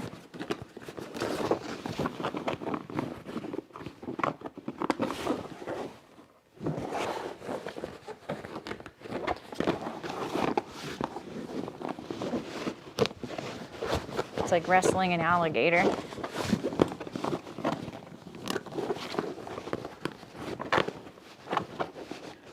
The wax canvas, though, is so great for corners, you know. It just, you know, makes your corners pop. They don't stay soft.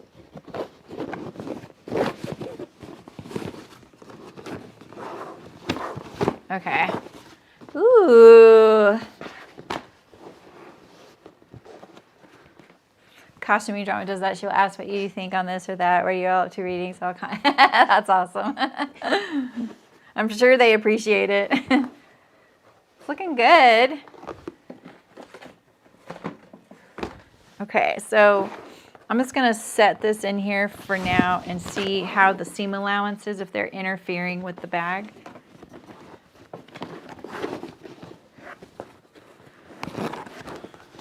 It's happening! It's happening!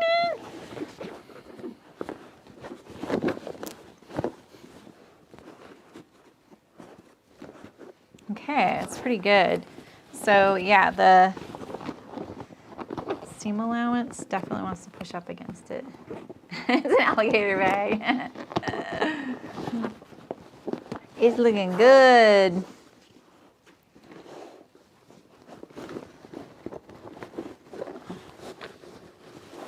So one thing in some bags that aren't really hard, if you can do this at some point, sometimes what I do is I will stitch those seams at the bottom together, the lining and the outer, and then that way it kind of makes it seated down there. Because, you know, you can get it a little bit rumpled. And I'm just trying to think right now, is there a way I can maybe pull that off somehow? You know? There's my water bottle holder. So if this is the front of my bag and I'm wearing it, this is great because these pockets are now along the front there so that I can see them when I open my bag and I can get into these pockets here. But I do kind of want it, I wish it was, the lining was a little smaller, especially on a fabric like this. You see how it's sitting up above the bag a little bit down here?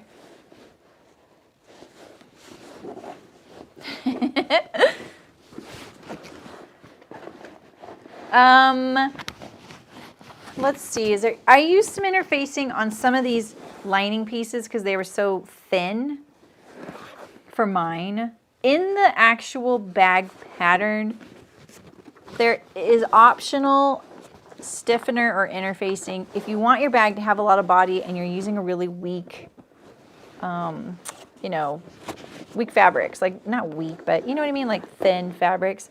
See, look at this. This is what I'm not liking right now is if this is lined up across, can I get this to stay? See, look at that. Look at how much bigger that is. That's what I need. Okay, so that's what we need. We need to just top stitch it in there. So we're going to top stitch it in there now.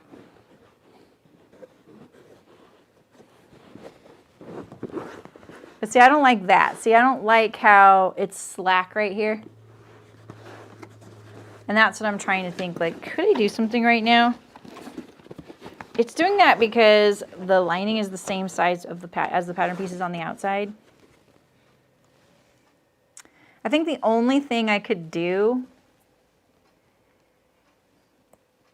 I could actually make my seam allowance a tiny bit bigger around the perimeter of the lining.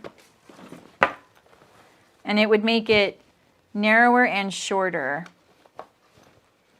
Should we try that? What's the problem with that? The problem with that is this right here, this bag has a gusset, this pocket. And we have a zipper slider down here we have to worry about. I'm game, I'm trying it. Yeah, right, Barbara, exactly. Yeah, I could just do it at the top. That's a good idea, actually. Just doing it at the top. I feel like I've done that on a bag before. That's a good idea, Barbara. Yeah, so Shim, for the interfacing, you don't have to. In the synopsis of the project, you can look at it. I think I say, well, look how like soft this is, you know, like that's that's fine for a lining of a bag, but at the same time, it's really competing with something kind of stiff.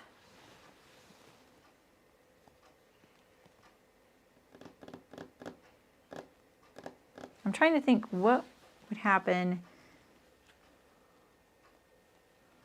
if I just did a little bit. If I did 1/8 of an inch and 1/8 of an inch, it'd be 1/4 of an inch smaller here and 1/4 of an inch smaller here. I'm doing it. I'm going to try it. I'm going to do it all the way around. Let's just see what happens on mine.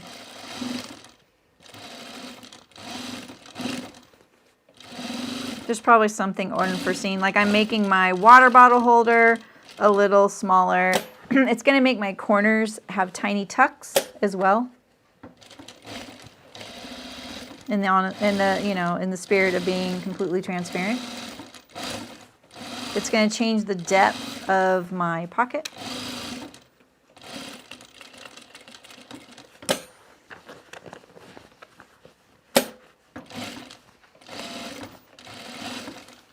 So I've sometimes taken indie patterns and made the lining like 7% smaller. And then that way I didn't have to worry about this. Oh yeah, Shim. I say pick a fabric you don't need to interface. You know, like pick a good outer fabric or outer, you know, like an outer fabric that really doesn't need that kind of stabilization. The bag will feel nicer anyway. Making a bag out of just quilting cotton, unless you're going to use stiffener behind it, isn't a, you know, like the normal way bags are. Like if you think about a bag you buy, right? Ooh, I'm having trouble right there. What's this right? Oh, it's like a corner of a bag. Boy. Come on. Don't sew me.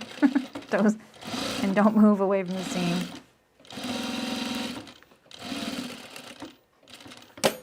Because we used a lot of quilting cottons in our stuff, but they were also bags for knitting. People wanted them to be bags for more than that, but they were bags for yarn. They weren't meant to be really heavy duty, you know, so. All right, now I'm going to trim. Let's just look inside and see. Do we feel like we changed anything bad? I don't think so. All right, I'm going to trim down the seam allowance now because that will also help it sit in there better without it being bulky and making it push away from the sides. So by double stitching this, I feel a lot more confident doing this now too. Ooh, we're almost done. It probably doesn't feel like to you guys, but I know we are. Yeah, I think the Making Backpack by Noodlehead and a lot of hers, she has you fuse everything. And yeah, it does make a nice bag, but some fabrics you don't need to do that. You see, she doesn't do that because she's doing a lot of waxed canvases, and I think that's a good example of using a fabric that's really great for being in a bag. Stop that.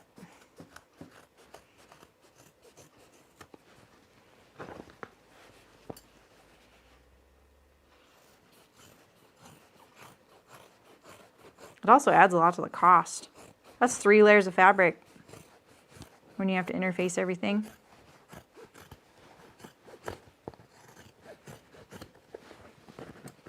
I didn't do this side, right?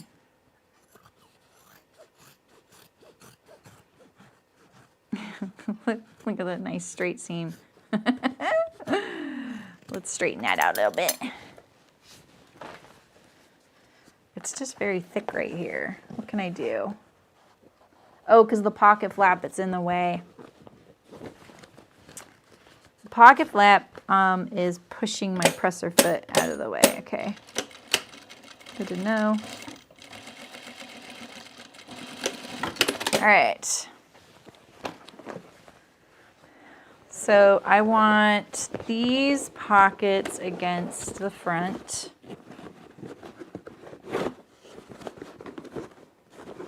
That already feels better. Oh, what did you say, Maka? I think you normally make seam allowance smaller at the bottom, not the top, so they match up at the top. Oh, she was just saying that because then it would fit between these seams. But yeah, normally you shouldn't change your seam allowances at all. All right, so I'm going to stitch this in the bag. And I think I'm going to press the side seams to the outer. Can I press them? Yeah, I'm going to press them all towards the body of the bag because of the stiffness of my fabric. Mash the bag. All right, this is where my muscles come in handy.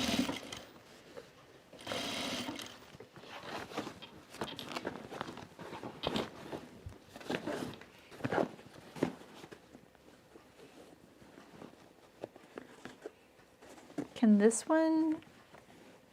Yeah, this one I'm going to press the seam allowances towards the side. bend the outer towards the bag.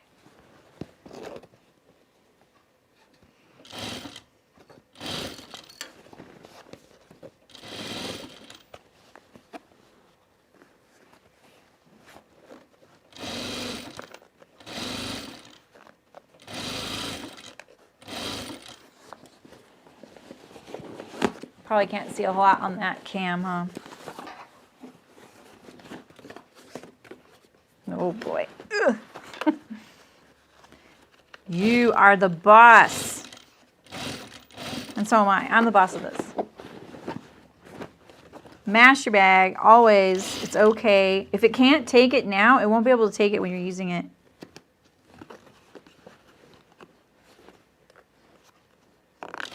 So now it's all, the seams are all matching now that I really took out a lot of seam allowance.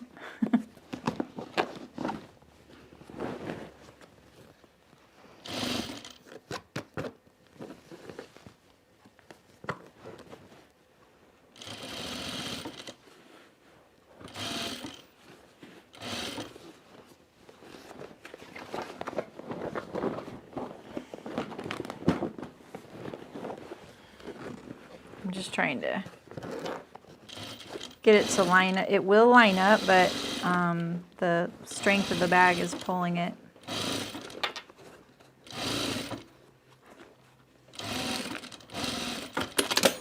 All right. Woohoo!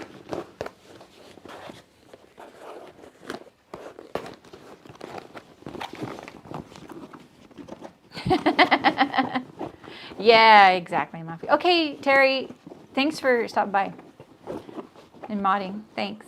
Have a good one. I'm smiling, just so you know. Yeah, that was my only thing I could outdo Rayanne on is strength, because she was a very, very fit person, worked out 6 days a week, hour and a half every day. But she couldn't sew the pocket bags and project bags without getting sore.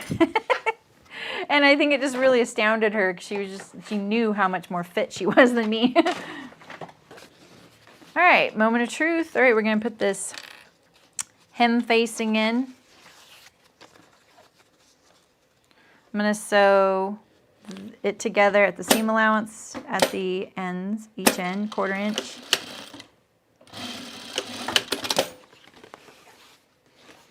I could probably do a generous 1/4 inch since it's going on the inside of the bag.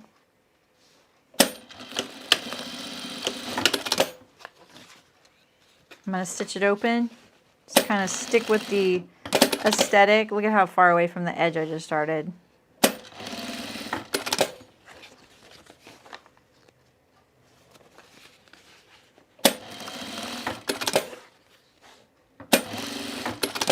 All right, and then my zip facing here, I'm going to attach, so this is going to go right sides together and then turn to the inside with my zipper facing, zip this thing right here.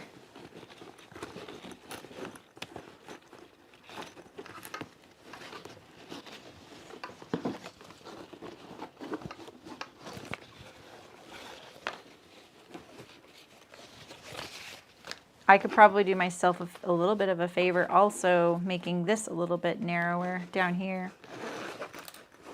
Let's check it out.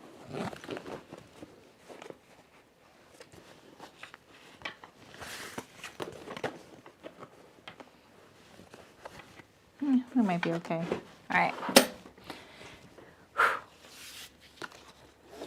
So if this is going this way and this is going this way, we're going to sew this right sides together. I mean, I knew that, but at the same time, I was a little skeptical. Right? That is how it goes. Yeah.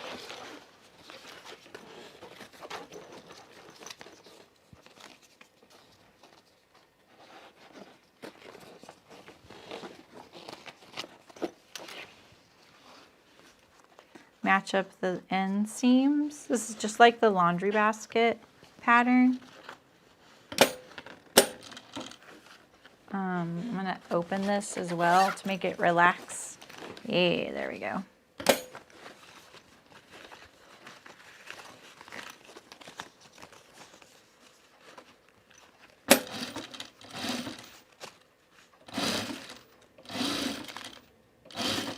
Keep all your edges lined up. And this is our non-negotiable spot, so let's just clip it. I'm not using pins just because it's just too much effort in the canvas to pin through it. So I've been using my clips.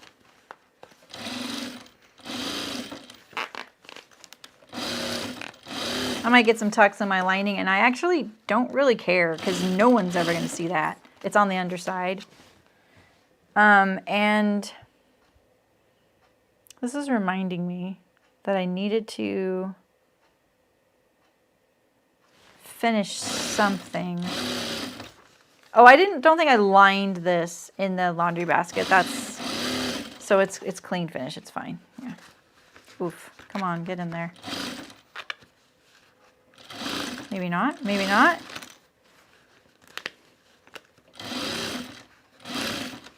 Oof. I'm easing. Big time. You've been waiting 2 weeks to see how I'm going to pull this off. Me too. Okay, so yeah, so it's going to sit in the bag like this. Right?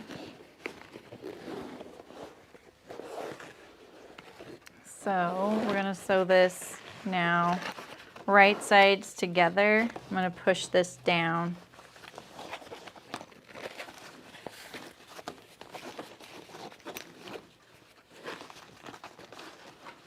Okay. I'm just pushing the zip facing down like this. Put it around my bag.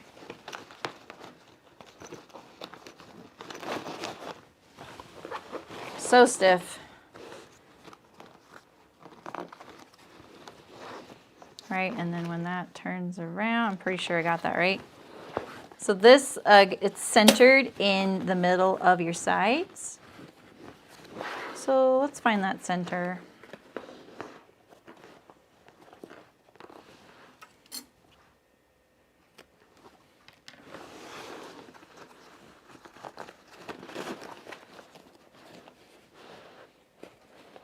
I think I have only 2 seams left, except that I think I normally top stitch the one I just sewed, but I can't remember.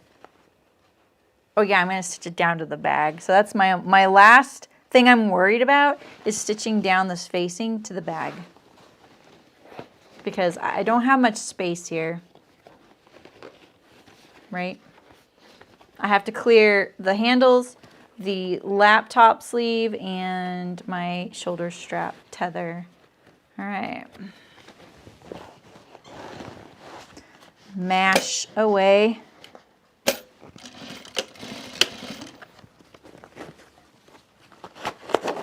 Keep the straps out of the way.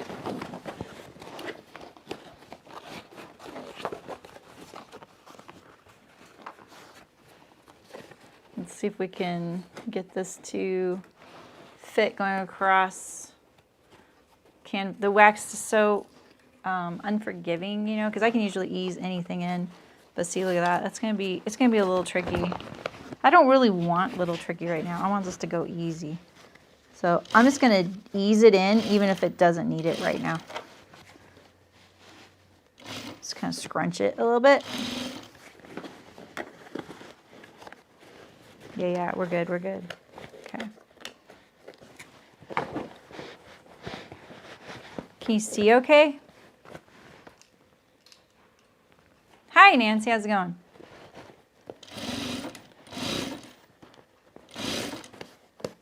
We're trying different camera angle today by accident. We like it so far.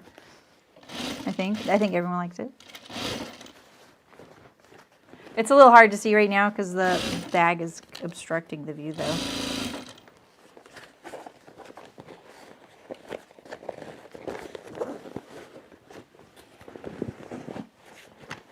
Seriously, mash the bag. I know really seasoned bag makers that are scared to do that, and it's okay. It really is. If it isn't, then your bag's not good. There, I said it.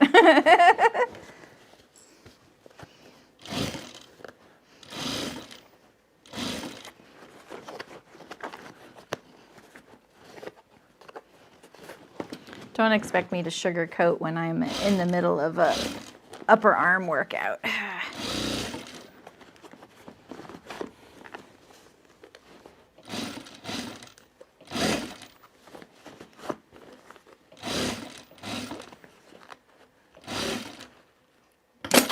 just went on the right-hand side of my stay stitch there, so I'm just gonna go back. Otherwise it'll show. Okay, we're at the beginning.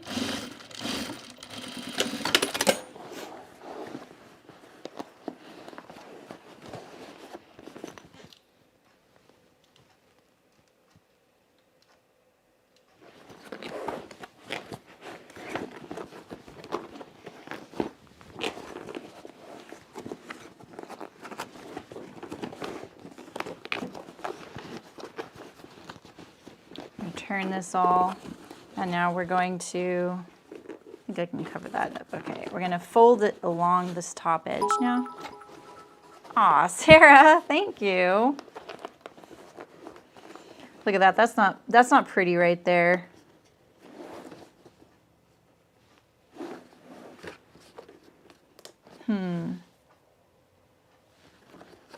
I'm gonna let that slide right now. I don't like it though.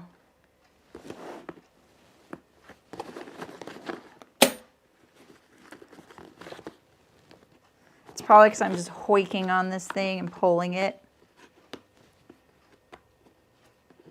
Oh my gosh, all those little threads. You can go to the seam right here and look for them like this and pull them. And then that usually corrects. If you can't find it, you know, if you just really like that, you cannot get traction on it, just go to the seam and pull it, you know, or get tweezers.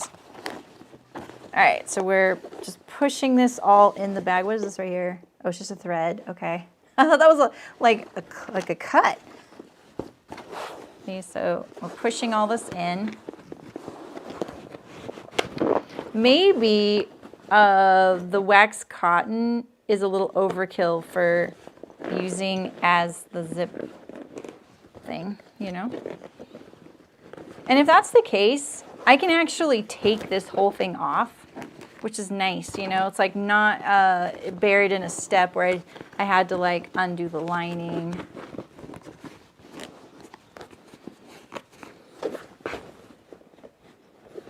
So maybe we can test it before.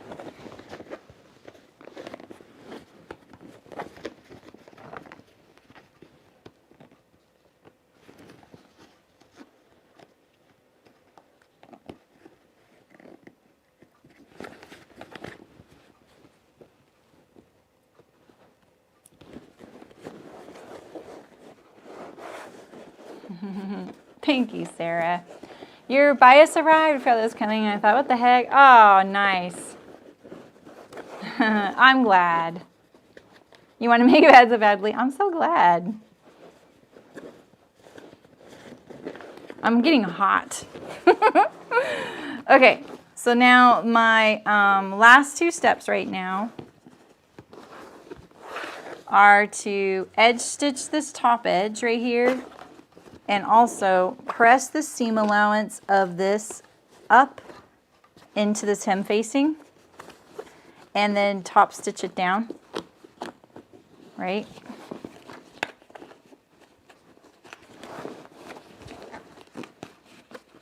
So press this, all I'm doing right now is pressing the seam allowance of this up into that hem facing.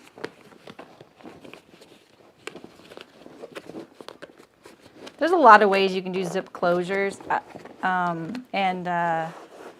I picked this one because it's easy to sew, and it still looks nice. All right, let's check out the bag though. Like what, you know, is that going to be a problem? No, that won't be a problem.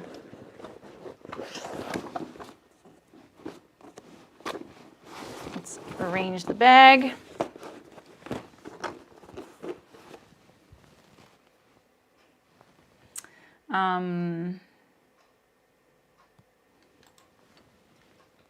I was thinking I could maybe show you a little bit, but This is so zoomed in right now. Right?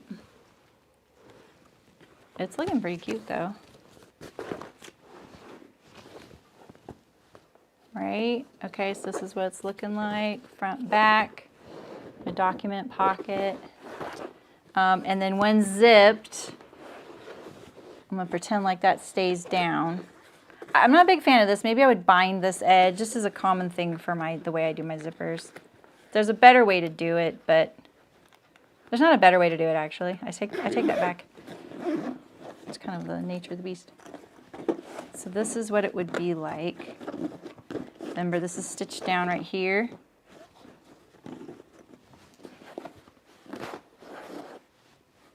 I'm trying to find the camera angle. Like that. I think that can work.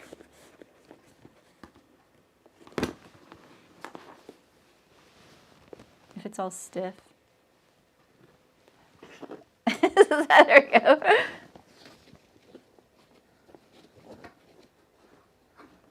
What do you guys think? And then when it's open, like when it's unzipped, it's theoretically, most of the time it'll be like this, right? It'll be falling down into the bag. So maybe it might interfere with my iPad pocket, even though I did lower it. Maybe it could have been narrower. I think it could have been narrower.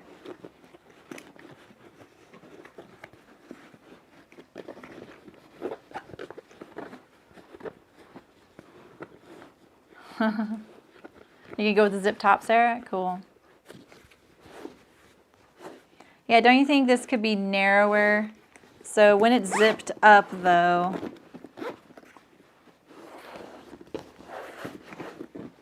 it doesn't feel like it could be narrower.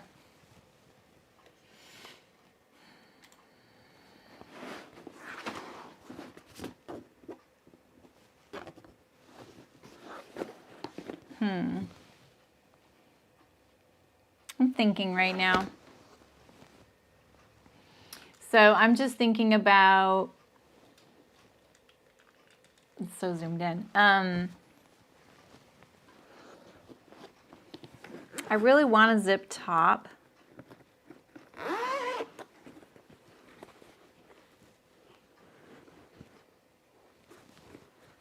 It'll be more like, maybe when it's unzipped it can stick up like that. But maybe I would bind this edge right here to make it look a little nicer.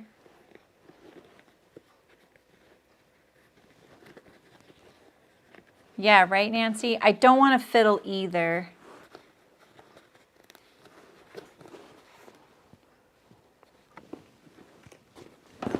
If I'm using it, mostly it's going to be, I think it'll stay up most of the time, actually. Yeah, I think it's going to stick up all the time. All right, I'm committing. I'm going to commit. I got to push this all down in here. So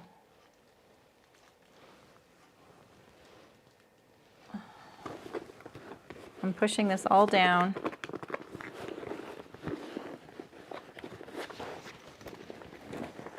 We need that seam allowance to be pressed in up into the hem facing. You know what I forgot? My label.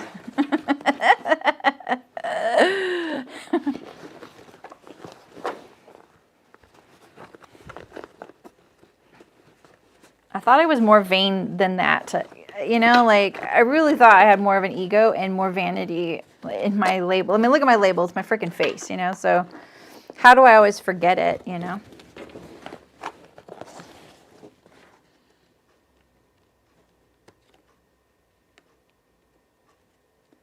I want, there it is, you. Okay.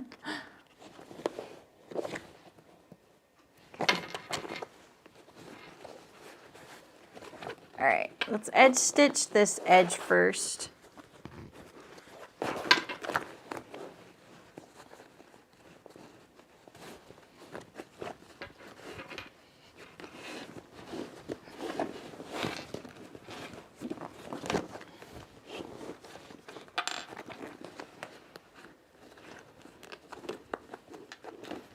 So what am I going to say to the first person that says, you should make those and sell those as you watch me do this step? All right, Kate. Thank you. Thanks for coming. Okay. I'm edge stitching the top edge. It'll make it easier to sew the next bit because it'll be a stable end, you know, like it'll have a, well, it'll be finished. I'm going to be sore tomorrow. What's today? Today's Thursday. Oh, tomorrow I'm driving all day. Not all day. I'm driving tomorrow, so I can handle it. I'm really hoping this farm stand is open on my way because they sell whole pies and they're really, really good. I thought that would be so fun to show up with.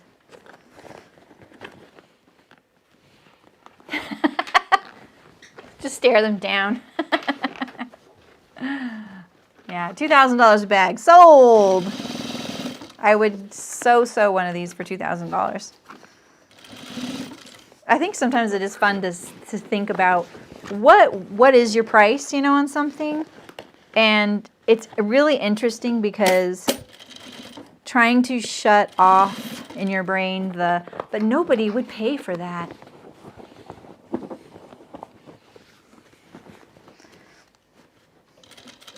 What is this right here that's so thick? Okay, it's the side seams. I don't want like some straight, you know, brass thing to wander in next to my seam allowance and then try and sew through it, you know?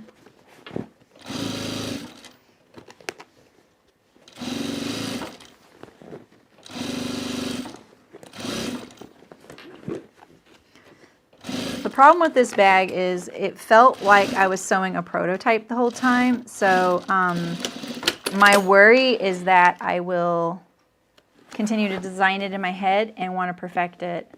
What the heck? What is that? Why is my machine doing that right now? It needs a tune-up. What it's doing is, look at that. I'm losing a few stitches from my back stitch. Or maybe I just didn't go far enough. That could be it. Maybe I didn't back stitch. I don't think I did. Or I ran out of bobbin. Right at the end. Terry would have loved that.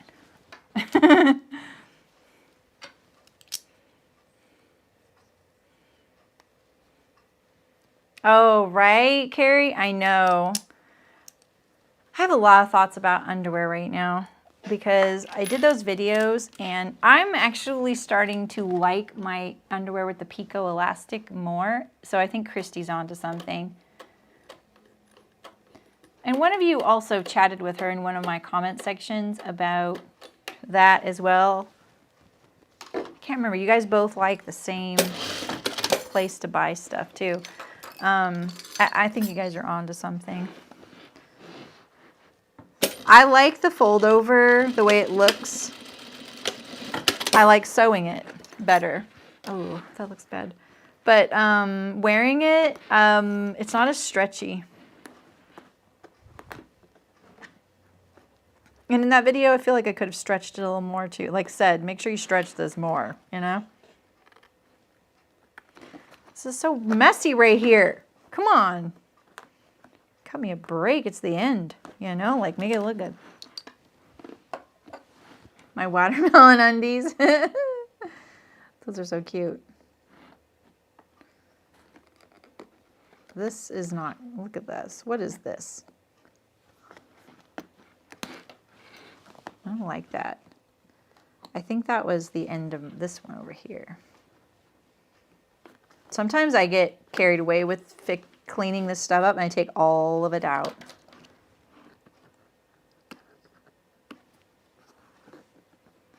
This is what makes your stuff look home sewn. You know? Make this stuff look nice. No one will notice. Did I tell you that I was at the grocery store the other day and those gals were asking me about my pants? I was wearing the free range slacks And I was thinking in my head, first rule of Sew Club, we don't talk about Sew Club, you know? But then they pressed. So where did you get those? They're so cute. And then I had to say, I made them.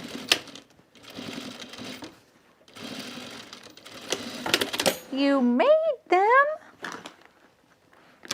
Which is so nice, you know, like it is really nice to be, you know, like get your skill recognized. Why does this look like this?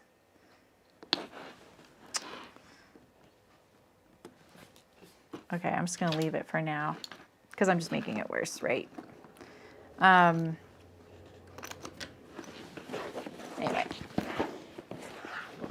Made by a human. Gasp. I mean, I'm telling you, sometimes I consider it, I'm not going to tell people this, but I don't know about you guys, but I actually think I'm a little insulted when someone's surprised I made it. Not me per se, but that, yeah, like that humans make your clothes, you know? But I don't want to say that. I don't want to, like, you know, I don't want them to feel bad. But I often think, you know, your reaction is basically making it seem like someone real doesn't make things, right? Where's this thread? I can't grab. Is that it? No, it's right here. Sorry, guys. What? I don't know where that thread is at. So we're gonna just clip it. Clipping it never gets it close enough though, does it?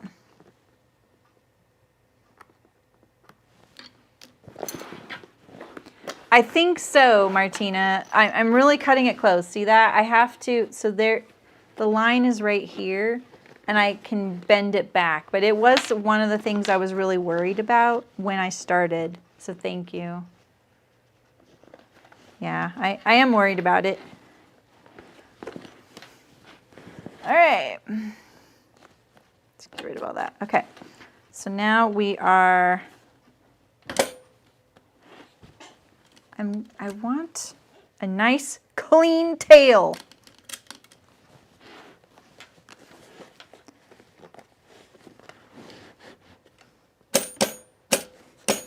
Stop it.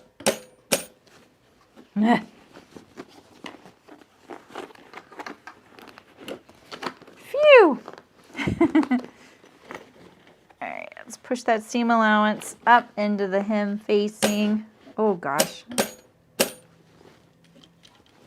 Put my needle down.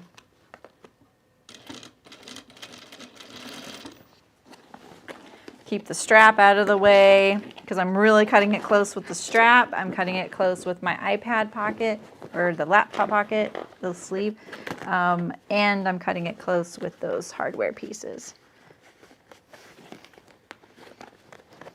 This is really just, I'm making this look really hard mainly because of the waxed cotton. If this were just like a regular canvas, it would be far less work, just so you know. If you went along my rabbit hole of doing this and you cut it out and you're like, ooh, I don't know if I want to sew that. If you didn't do wax canvas, you're probably fine. Okay, that's one of my straps right there.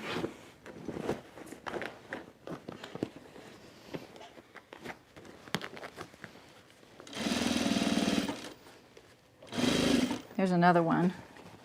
I feel like it's going to make my straps look crooked.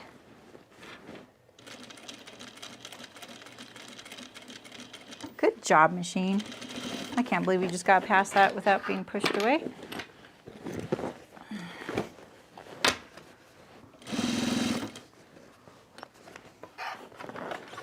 Okay, I'm approaching another one of these brass D-rings.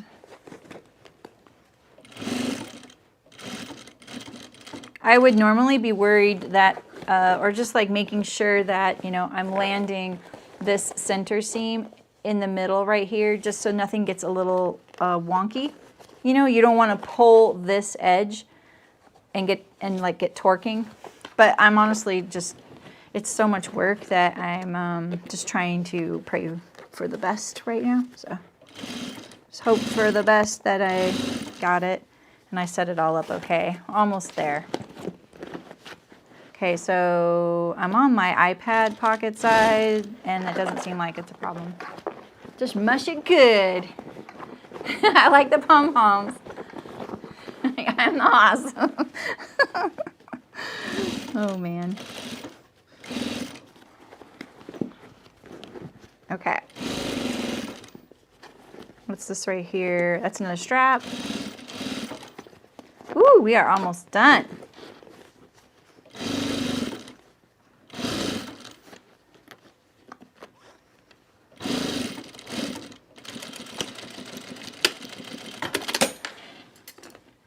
Doo-doo-doo.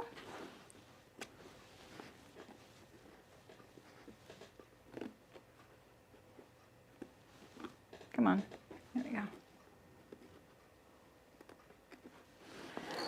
Phew. That was a workout. Dang.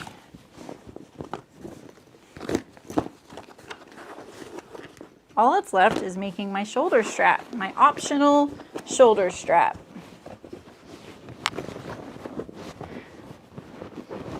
Mush it good.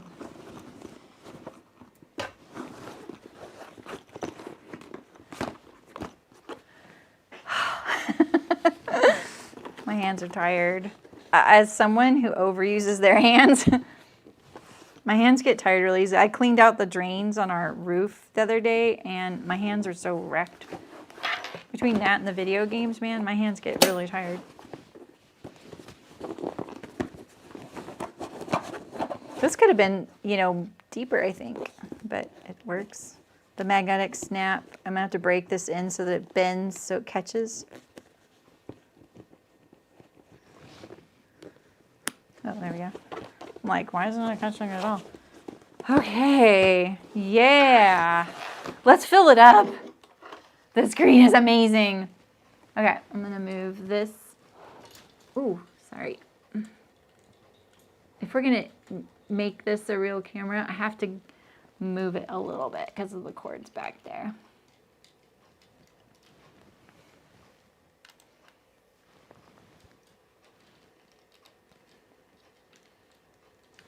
Mm-hmm. Yeah, I love all the cheering. Thanks, guys. I'm going to zoom out.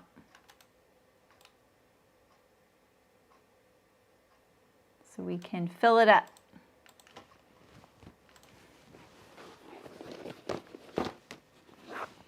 Yeah, it looks pretty good, eh?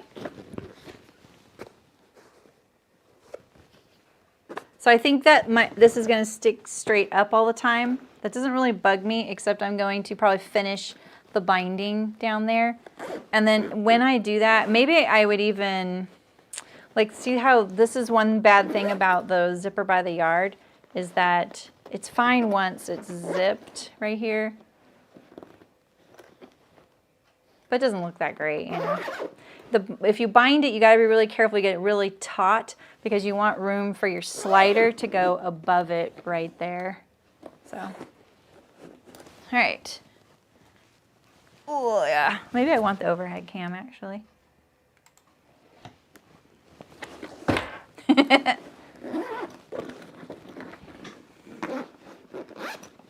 All right. Okay, so here's my iPad. Oh yeah. Pencil, maybe. Oh, look at that. It's taller than my bag even though we measured it, huh? So pencil may need a better spot, and this could have been a little bit snugger. Good to know. My wallet, which matches. Right here. And it's supposed to go in there like that. Yeah.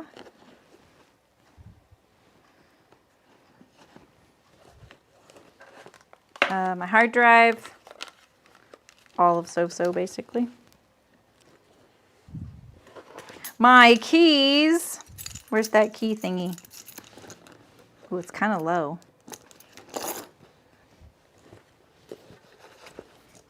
My binder.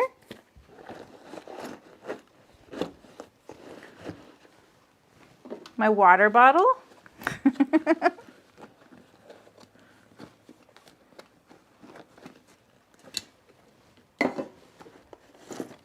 This might be interfering with my water bottle. Okay, this definitely feels like a prototype right now. There's definitely going to be an order of operations. My phone.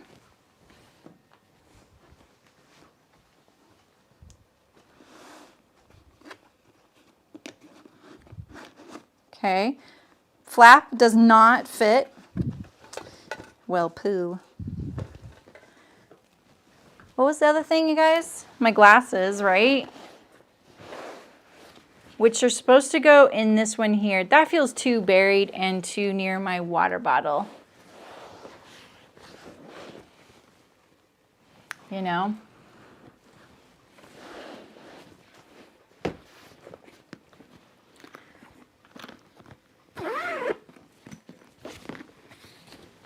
Dang, that thing is heavy. Look at my phone.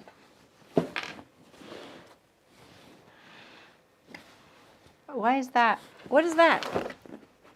Is my phone like doing some sort of timer thing? I'm not sure I can. The binder isn't always with me.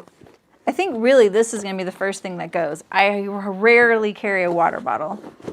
Yeah, I can. But it could be higher up. You know, like I really wanted to be able to just go like that.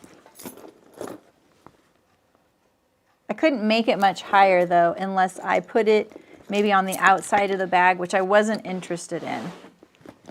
I mean, I could do this, right?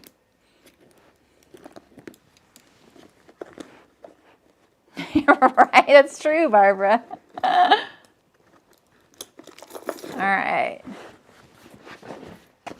So what can I put in here? I think my wallet can go in there as well. The sad truth is I think I could have used the full-size bag and I didn't really want to use the full-size bag, you know? My wallet fits in there nicely.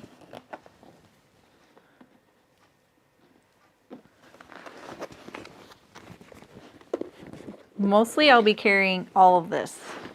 This is what I'll be carrying the most. I often bring this as well.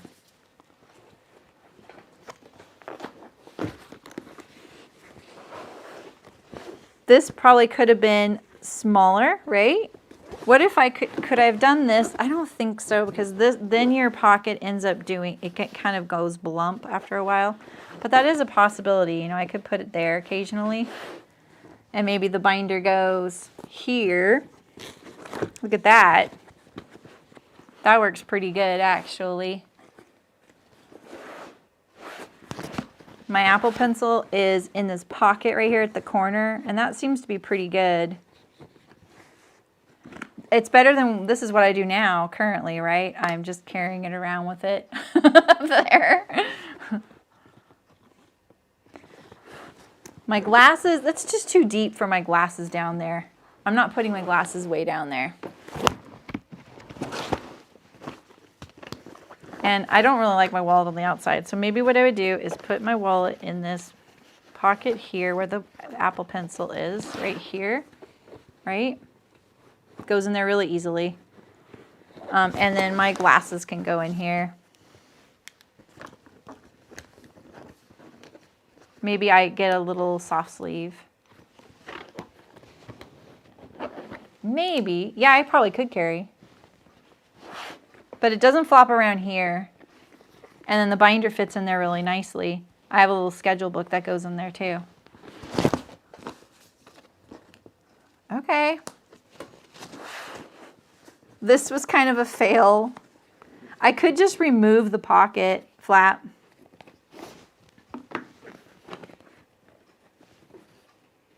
You know? Or I could put my glasses in here. Look at that, they fit really well, right? And then the phone, where does the phone go? I mean, it can go, I don't really like that. with the wallet. I don't like that either. I guess it could go in the eyeglass pocket if the eyeglass pocket were just open all the time, like this. And forget using that little tiny pocket in front.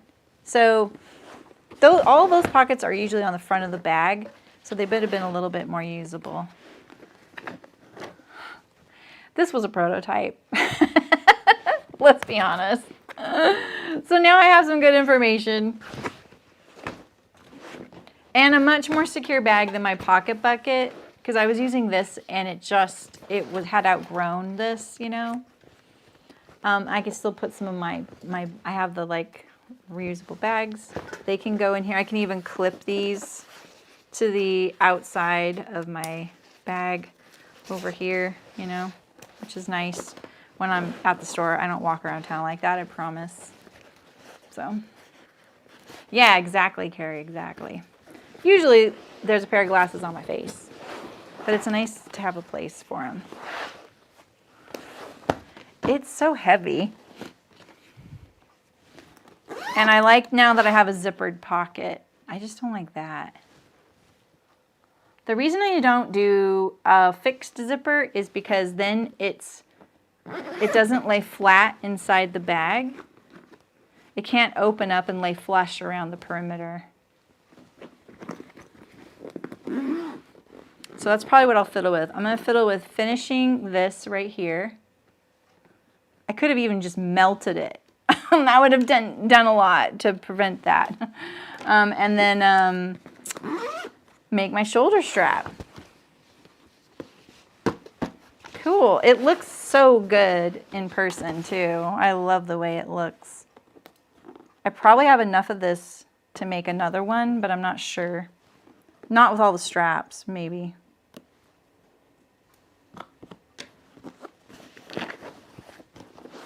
I gotta decide what pockets I'm using for what though, so I get used to it. Yeah, I have a case, actually a Miriam Felton. I don't know why all of a sudden her last name didn't fit for me, but she does Twitch streaming. She does all kinds of crafts. She made me a leather eye case, so I could put that in here because I use it in my purse, my actual purse that I never wear. The phone right here being easy is nice, but I should just remove I just won't remove the pocket flap.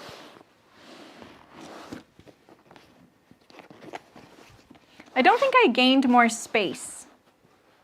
That's the funny thing. The pocket bucket holds a lot. Oh, I have a mask pocket.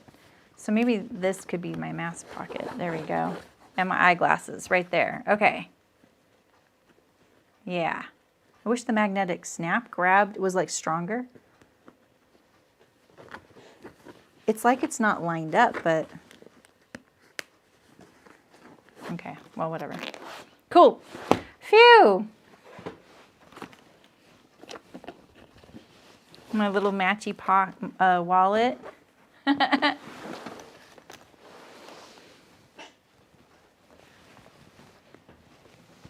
You went fancy.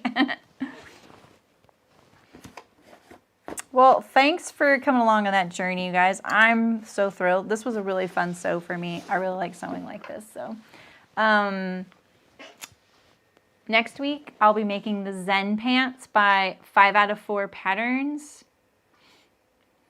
It's a pull-on style 4-way, I guess I would say 4-way stretch. So I'm going to make them out of a lightweight, very stretchy denim, kind of staying in that vein of pull-on jeans that we've done a couple of those. I feel like they are marketed that way as like a pull-on jean because of the way the sewing is, and there's like cargo pockets. But then I was looking at the actual instructions and it makes it sound like it's supposed to be out of like fleece or knit. So it'll be an experiment. There's a maternity option. Trying to think what else. Different rises. And so I was kind of like, this is interesting because this rise is higher waisted than a lot of the pull-on jeans are. And now that I'm looking at it, I'm like, maybe it's not really meant for that. The other funny thing is that it requires 50% stretch fabric, which I challenge you to find 50% stretch fabric. There, it just doesn't exist. Oh, yeah, like the scrubs, I have the pockets on the side. Yeah. They don't look like my mom's old scrubs. Hers were just plain. Scrubs have come a long way. Well, cool. Thanks, you guys. I'm so glad I finally have a bag to hold my binder and the like iPad securely. I have lots of thoughts on it. But it turned out really good, you know, like everything came together. Yeah. I don't like putting big things in pockets like this, but that'll work. And I can even put a pattern in there, which is nice, right? You know? Yeah, I asked her about sewing that underarm and she never got back to me. Oh, okay. I didn't know Dickies made scrubs. That's awesome.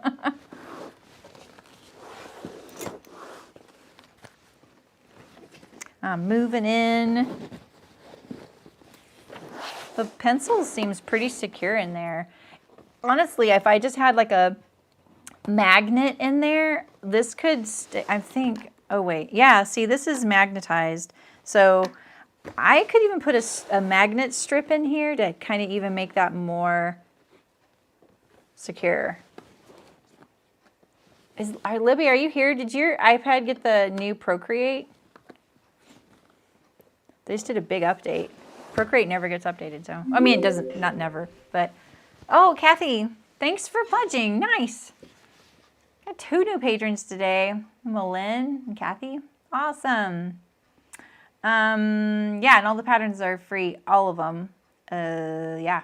There's only one left on the site that you can't buy, and it's a boxy bag. I don't really, you know, qualms about charging for that anyway, so. Okay. So I'm not here Saturday. I do have a video about waterproofing a jacket that'll be live on Saturday, and then we'll be gone for the weekend. I'm trying to decide if I should bring a craft project for my friends to do. I was thinking about doing those wax food wraps, and just like doing it with them. I think they'd kind of be like, I don't want to do your project, but then it's a souvenir, right? So thanks for coming. Thanks for watching, you guys. This is a free pattern, but it looks quite a bit different now than this one does. It's going to be linked in the description. I think that's all I have to say to you guys. Subscribe, like, comment, all that hoo-ha. I'll see you guys next Wednesday for cutting out the Zen pants, and then we'll sew them Thursday. I think Thursday, Saturday, right? Yeah.